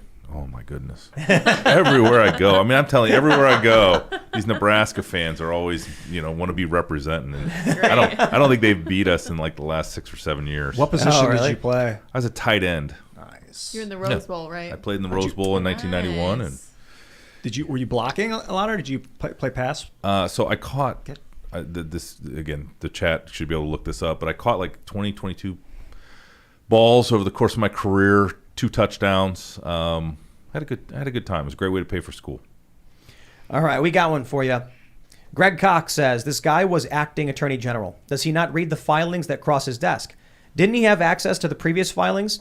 If he disagreed, why didn't he investigate? As a DOD funds manager, I kept all paperwork for 9 years to current. Does the AG office not keep that standard? I did read everything that crossed my desk. I didn't retain my files. I left on Valentine's Day of 2019. So I was I haven't gone. They should all the documents should be there. There's no doubt about that. I mean, what can you do as AG? I mean, can you launch investigations? Can you? Yeah, I mean, there's a lot you can do. There's a lot you shouldn't do as well. But you need to have your finger on the pulse of that institution. And especially anything that's important that's going to happen, you need to be fully briefed and if necessary, you have the authority and responsibility to insert yourself in it. When Trump gets elected, he should appoint Marjorie Taylor Greene as Attorney General. Can he do that? Is she a lawyer? No. Do you have to be? I'm pretty sure to be the Attorney General. I would have to look I don't know. at You don't got to be a lawyer to be a Supreme Court justice. I'm pretty That's sure. true. You have to be learned in the law, but you don't have to have a law degree. Mm. I think to be Attorney General, you have to be an attorney. Oh, okay. Then who can we get? Who's a good lawyer? So that would be go back to Will Chamberlain. the Justice Department was formed in the Grant administration, and I had the great fortune to go to the archives and seeing Cool. the original document signed, the bill that was signed by Grant. That was really cool. All right. Well, then we'll have to find a good lawyer. Maybe maybe he'll do with Jeffrey Clark. Cash Patel, yeah. Jeffrey Clark. Oh yeah, too. Cash. Yeah. Is Love Cash? But Cash was doing something else. What Yeah, did he he's do? there He was some other role. He was started as a public defender, and then he became a terrorism prosecutor. Yeah. No, but what was he appointed to in the Trump administration? So he was the DOD's chief of Right. staff. Right. He was also on the National Security Council doing terrorism, and he was Rick Grinnell's deputy. He's deputy DNI, I think. All right. The Anvil says 15 years in corrections. Do my job for a year and you'll change your mind on the death penalty. That is a horrifying prospect because my position on the death penalty is that there are very, very bad people who deserve death. But the issue isn't the bad people who deserve death. It's the innocent people who get caught in the system and get put to death. So if the idea was that people are saying Robert Barnes for AG, I'd take it. Absolutely. If people are saying that, or if your idea is that I would go to a prison and see bad people and be like, well, I don't care about the innocent getting caught up in the system anymore because these people suck. No, that's a terrifying prospect. My issue is that Kamala Harris is a very bad person. And imagine what kind of person Kamala Harris will be given the power to, where she had the power to, decide who lives or dies. I'm not saying it is her. I'm saying imagine someone like her in that position. So just think about that. And then cross your fingers and hope it's not her. Because one day it will be someone like her. Mm-hmm. Not a fan of that. Not a fan. But I look, I got to admit, I don't even know if there's an answer.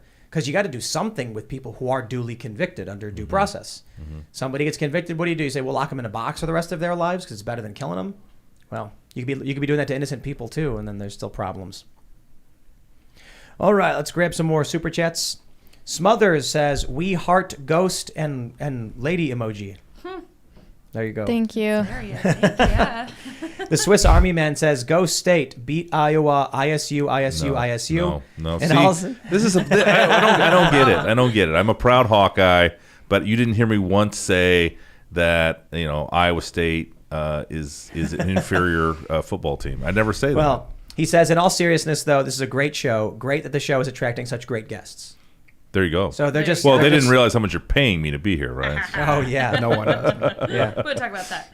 yeah, a whole lot of nothing. Sean 46 says, thank you, Tim Pool, for all your hard work. Great stuff. Please ask Mr. Whitaker if he appointed attorney John Durham. Was his son, attorney John J. Durham, also appointed by special prosecutor? Oh, I'm sorry. If he appointed attorney John Durham, yeah, did you? I did not. So John Durham has a son who's also a federal prosecutor in New York City in the Eastern District, who worked a lot on the MS-13 cases for us. And so it's sometimes confusing because there's two John Durhams at the Department of Justice. All right, let's see. Only One Truth says, research CSRQSM and ask Tim Pool if he has sold us all out. Are you S-Class, Tim? Are you gatekeeping the truth? I have no idea what that What means. on earth? But it sounded funny, so I wanted to read it. Yeah. Yeah. Okay, anyway, moving on. Social management software. I don't know exactly what it is though. Oh, no idea. All right, let's grab some super chats. I don't think we're gatekeeping the truth. I'd say no. No, I don't know. We do it 2.5 hours. Like, you know what I love is when we have people like Marjorie Taylor Greene on, and she's a member of Congress who just talks. There's no canned responses, no scripted talking points, no list of journalists to call from. Right. I don't know the truth. I watched Jacinda Ardern, is that her name? The New Ardern, Zealand yeah. Ardern, being like, we are the arbiters of truth. If you don't hear from us, it's not real. Only the truth comes from. I'm like, dude, I'll But tell you you said what it I like know these- or what we I are the see, arbiters but of truth. you got to question me. You can't. Yeah. I don't know what I know. Like Yeah. I can't guarantee that what I've been told is real. Well, and most things are pseudo events. There's very few like real events. Yeah. Most are like press conferences or Yeah. things that are just created. It's I love it. The idea that a corporation or a politician is going to come and give you the truth when a crisis happens. It's like Deepwater Horizon spill. You think they're going to come out and tell you the truth? Yeah, right. Dude, the dog could barf on the floor and like a dude's going to lie to his girlfriend about it. You think a major corporation is going to come tell you the truth? No, come on. If you can't handle like pissing off your neighbor when he comes over and he sees spilled trash, must have been a raccoon. You think they're going to be like, oh, that oil in your bay and all your shrimp getting killed or whatever? Yeah, right. All right, Sega Infinite says, I usually watch IRL the day after on 1.5 speed. Today I'm watching live, and it'll be the first time I'll be watching the after show as I just got my membership this morning. Awesome. Yes. Cool beans. Looking And forward if you to seeing don't, I mean, I've saved a lot Oh, good. for the after show. Oh, good. Oh, yeah, because I mean, Yeah. this has been the challenge. It's like we go through a list of like, okay, YouTube will ban that, YouTube will ban that, YouTube will ban that. And so, look, I'll say it as I say it often. There's a lot of people who are like, stop doing your show on YouTube. And it's like, dude, YouTube dominates the space. So we just try to create a bridge. And that bridge is you watch it here. We put articles on timcast.com. We create shows on timcast.com. We have the members only platform. The reason why it costs money to be a member is because it costs money to host the videos and for us to keep going. YouTube, you guys super chat, it keeps things going. There's ad revenue. And I'd much prefer not to be on YouTube, but I think of YouTube as an excellent opportunity for regular people to get exposed to this content and then find our website where we can have very serious conversations. Watch the conversation with Marjorie Taylor Greene last week. Yeah. We were talking about what the Republicans are going to do in November as it pertains to the 2020 election, things like that. Plus, you need to be able to afford the bourbon I'm about to drink. That's right. The bourbon. We got to afford it. We got some good bourbon for Good sure. stuff. Absolutely. We don't pay our guests. Yeah, But I know. we take care of our guests. I know. Yo, we've had some people that we've invited on the show respond with like honorariums and fees. Really? Excuse me. Oh yeah. And like nobody gets paid to come on here. I said yes. That was, Actually, and then then we screwed up the date. Yeah. So This is Oh, much is that what better happened? date. Yeah. they're like, well, we have these other 10 people. You want to join them? I'm like, no. Nah, yeah. 10. This is all going to be about Matt You today. deserve a whole spotlight, Matt. I Yeah, in All fact, right. I mean, this is. Did they get to see this? Oh, is yeah. so Gorgeous. cool. Look Yeah, at that. Or are we yeah. saving this for the like members? No, we have those. So that is a spitting image. That's I love well it. done. Really good. She chooses flattering pictures. That's awesome. we have. It is, and I guess that's my official picture. I don't know. Yeah. Probably. Yeah. It's really well shaded. We have a wall of all of these pictures that Jessica has drawn of everybody, and They're they've so signed them all. amazing. Yeah. We wanted to like NFT them or something. But Oh. I'm like, Nah. create like a database or like. Back in the day when that was a thing. Yeah. It still is. I'm not It saying. is? Okay. Yeah. I'm not saying we're gonna get like Get $1 million. .05 Ethereum. Yeah. Hey, that's money. Or ETH, as you guys call it. That's If right. if we sold one and someone paid $20 for the official I own some digital- crypto. I get. I know. I get Yeah, it. of course. I get What are it. your favorite cryptos? I'm only in I think Bitcoin and Ethereum. I do have some Those are the good ones. some stable coin. Let me see what it's called. Bitcoin is in a league of its own. Yeah. Everything else is basically a stock and a bet on Yeah. some company. Gosh darn it, where is it? USDT? So I have some Gemini US No. dollar that's yielding me somewhere around 5, 6. I think you can check it. I'm not endorsing it. I'm just saying I like yield. Can't beat inflation though right now. Bitcoin took a big hit, but Yeah. it literally does not matter to me. I have the Bitcoin for the Bitcoin, not for its U.S. value. So I've been in Bitcoin since Bitcoin was a couple bucks. Granted, when Bitcoin hit $20, I got all excited and sold it. I was like, yeah, I made a couple 10x. $100. Yeah. Yep. Should trust think I your had like instincts. 20. Yeah, no, I think it's gonna be interesting how government regulates crypto. That's gonna be a very, very interesting thing to watch Yep. because they don't understand it, and so they might just kill it by the Well- way they want to regulate it. They'll try. The thing about Bitcoin is you can't. Yeah. It's like trying to ban gold. It's like, yeah, you can. People are still going to use it. All right. Leo McDougall says Ammon Bundy is running for governor in Idaho. Would be a great guest. Yeah, That interesting. would be a great guess. Very interesting. Idaho, Iowa, Ohio, it's all the Same same. thing. Yeah, it's all the Ohio. same thing. Yeah. Michael Alio says China currently is experiencing a wave of modern feminism, but any wokeness that would affect nationalism is heavily suppressed. Interesting. Where did they get the idea that they're having feminism I don't know. take over? I know their banks are collapsing. That's particularly bad for them. I'm interested in what's on their internet. Yeah. Probably all just pro-communist party stuff. Well, what else can you say? A lot of people say it's like educational content, and I All don't right. know. We got an angry one here from BoxFed TV. He says, how could you allow Ray and the FBI to get away with this? They are hunting conservatives. Ray should be in Gaunt Bay. Weak Republicans have allowed all of this. You didn't fight. Who ordered the stone raid? This is my point: is that somebody in the field office in Florida ordered the stone raid, or it was higher up Could you fire him? at FBI if you could get to who? I mean, this is Right. that's don't even know. it's really hard to reach down that many layers and get to Fire them all.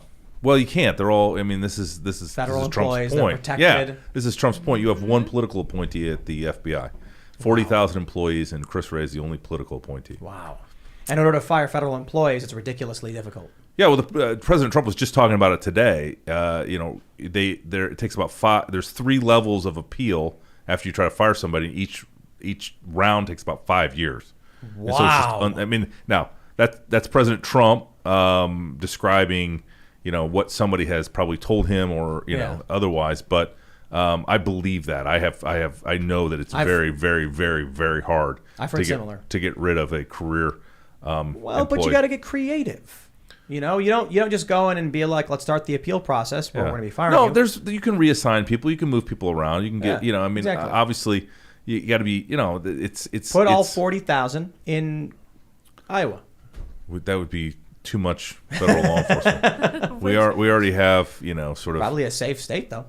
It would be a very safe state. Too much law enforcement though. Yeah. People of Iowa would not want that many FBI agents. Do you find that people in law enforcement look for crime? I mean, obviously some people are, but where it's not there. I've heard the FBI will actually incite crime so that they can bust people that they think might be a problem in the future. Yeah. But did you get that vibe? No, I didn't get that vibe. It's a target-rich environment. You have people committing crimes all day. I mean, we were talking earlier about the fraud threshold is how many millions somebody has to steal before it's a federal case. I mean, I'm not going to tell the story because it's not good. But let's just say that there's plenty of work for the FBI to do without creating enticing or otherwise making people that wouldn't otherwise commit crimes. Now, in the realm of terrorism and people that want to do harm to our country, I'm sure that there have been artifices that have been employed with people that are here illegally and otherwise don't have the same constitutional rights or due process rights. But these are not example. I'm giving you a generic example that I don't have exact experience with. I just think that once you're talking about people that want to blow up buildings or create mass casualty events, I think kind of all bets are off. All right, but that would take a high threshold to get to that. You wouldn't just do that willy nilly. John L says Whoopi also said that Jill Biden should be Surgeon General. That she is an excellent doctor. I almost fell off my chair when I saw the clip. It's an older clip. It's making its rounds again. Did you see this when she was like? I didn't, but I believe it. Amazing. And then they're like, I think she's a teacher, and she goes, really? I thought she was a doctor. It's like, yeah, she's not even really a doctor. Yeah. It's like an honorary educational title or something like that. Yep. Let's see. Paul Thongam says, want to see Ian be put in front of Donald Trump and talk about graphene. We can get Trump on board. Yeah, I think it's the bridge between the environmentalists and the national industrialists, because we can start cleaning the air and make the greatest graphene production facility on Earth and start selling it to the world and become an economic powerhouse. What if we interview Donald Trump in the next few months, we go up to Jersey, and then just mid-show, Ian's just like, graphene. And Trump goes, wait, what are you talking about? And then Ian just goes off on this tangent. And then Trump is like, I'm going to make you graphene czar when I'm president. And then he actually does. And then, the guys in suits show up with a helicopter in the lawn, and they're like, Ian, you need to come with us. That'd be cool. And then because we're going to we'll have to work together globally so we don't take too much out of the air. It's going to be a huge human carbon from other places, man. From asteroids, from the moon. We got to mine the moon, but I'm starting local. Burn fossil fuels. Yeah, that's right. You can actually upscale fossil. You mine coal and then you hit it with lasers and turn it into graphene. It burns cleaner. What about borphine? So I don't want to admit, but this is not the first conversation in the last 5 days that I've had on this topic. Really? Graphene? Yeah. Well, just the whole solutions to all the world's problems. Oh yeah. I got a few more. Ian's graphene is becoming influential on it. We can fertilize the ocean with iron oxide to regrow plankton, which will cause fish blooms, and then we can fragment the coral, called microfragmentation, into thousands of particles of coral, and then you put them all near each other, and it all grows together. You can reform coral reefs. We can grow new coral reefs on Mars. It's gonna be fun. Okay. All right. Mavis says it's HPS, Harry Potter syndrome. Leftists want to run around pretending to be Dumbledore's army, not realizing they're the Death Eaters. Correct. Well, considering it's the only book they've ever read, that's a good point. There's you can. This is funny. Seamus points out the only book that the only books the left reads are Harry Potter and The Handmaid's Tale. But considering they were both adapted into film and television, they probably just watched it. Yeah. I agree. Unfortunately. Good. I like the I agrees. Michael McCord says, "Look, Can I go back and read this super chat after we? Oh yeah, we there's publish this? tons. Oh. Yeah. There's tons. I can't read all of them. Yeah, we don't have time. All right. Michael McCord says, look at the text of the Constitution. You can impeach any civil servant in the federal government. Even better, they can't serve again. Oh, I like the sound Really? of that. All right. We'll grab a couple more here. Mike Cannelly says, would anyone be surprised if the documents needed to prove Hunter and Joe Biden's involvement in illegal foreign affairs happens to be in a building in Ukraine that no longer exists? Of course, I would not be surprised. Probably been misplaced, Yeah. like the guest list. All right. Let's grab a couple more. Oh, so you admit that was. No, not our guest list. A certain guy with an island's guest list. Oh. Yeah. Ethan Holloway says, hey, Tim, you tell people to move to the country. My family is from the Allegheny Mountains near you. Rural lifestyle, Appalachia poor. Blue City Dem have money to buy our land to escape. What makes you think they won't ruin our way of life? Oh, that's a good point. They might. But I don't think the people that I'm talking to are those people, right? The people I'm talking to want exactly what you're talking about. So the Democrats who live in the cities who want to flee probably aren't watching Timcast, so They should be. I mean, they should be, and then they should abandon their Red cult pill 'em. mentality. Yeah, exactly. But I think the people who watch will be like, you know what? Actually, I'll say this without saying the name. There's one of our friends who lives in the New York area who's talking about coming out here, and they have great values, and they oppose all the same stuff you do. And this is what I'm saying. Like, you can't just be scared that people are going to come and try and corrupt your way of life. You need to actively recruit too. That's So right. just do the best you can. Gotta work too. If you haven't already, would you kindly smash that like button, subscribe to this channel, share the show with your friends, and head over to timcast.com for the members-only show. We're going to talk about a whole lot of stuff, a whole lot of crazy government insider stuff that YouTube, well, they would get mad at us for, and it's unfortunate, but it's reality, and we're doing our best to make sure those conversations persist. So check out timcast.com. You can follow the show at Timcast IRL. You can follow me personally at Timcast. Matt, do you want to shout anything out? I just would love people to give my show Liberty and Justice a listen to. It's on all the podcast networks. It's also on YouTube and Rumble. And everything I'm doing, whether it's my TV hits and anything else, is on Whitaker.tv. Sign up for our newsletter. Right on. You can find me on Instagram or WeChat at Closer Kitty, but more importantly, I want you to go subscribe to Pop Culture Crisis on YouTube. We go live at 3 p.m. Eastern, noon Pacific time every Monday through Friday, talking about entertainment news. We keep it lighthearted, and we don't get political, so if you want to come have fun and not be so somber, then come join us. Subscribe, and also you get to shoot money at us if you super chat, so I highly incentivize you to do so. Someone mentioned that because when the crisis parties keep happening, you guys stay on the show longer. It should be called hostage parties. Yes. No, literally, we are being held hostage true. every single time. Right? That's awesome. Hey guys, you can follow me at IanCrossland.net. Get in touch with me social media. Matt, I want to point people at your Twitter and Truth Social to Matt Whitaker 46. Yes, sir. People follow you there. Great to see you, man. Good to see you. Bye, everyone. Very fun show with Matt this evening. You guys should especially tune into Pop Culture Crisis because tomorrow I will be guesting. We're going to talk about awesome stuff. We always do. We don't talk about politics.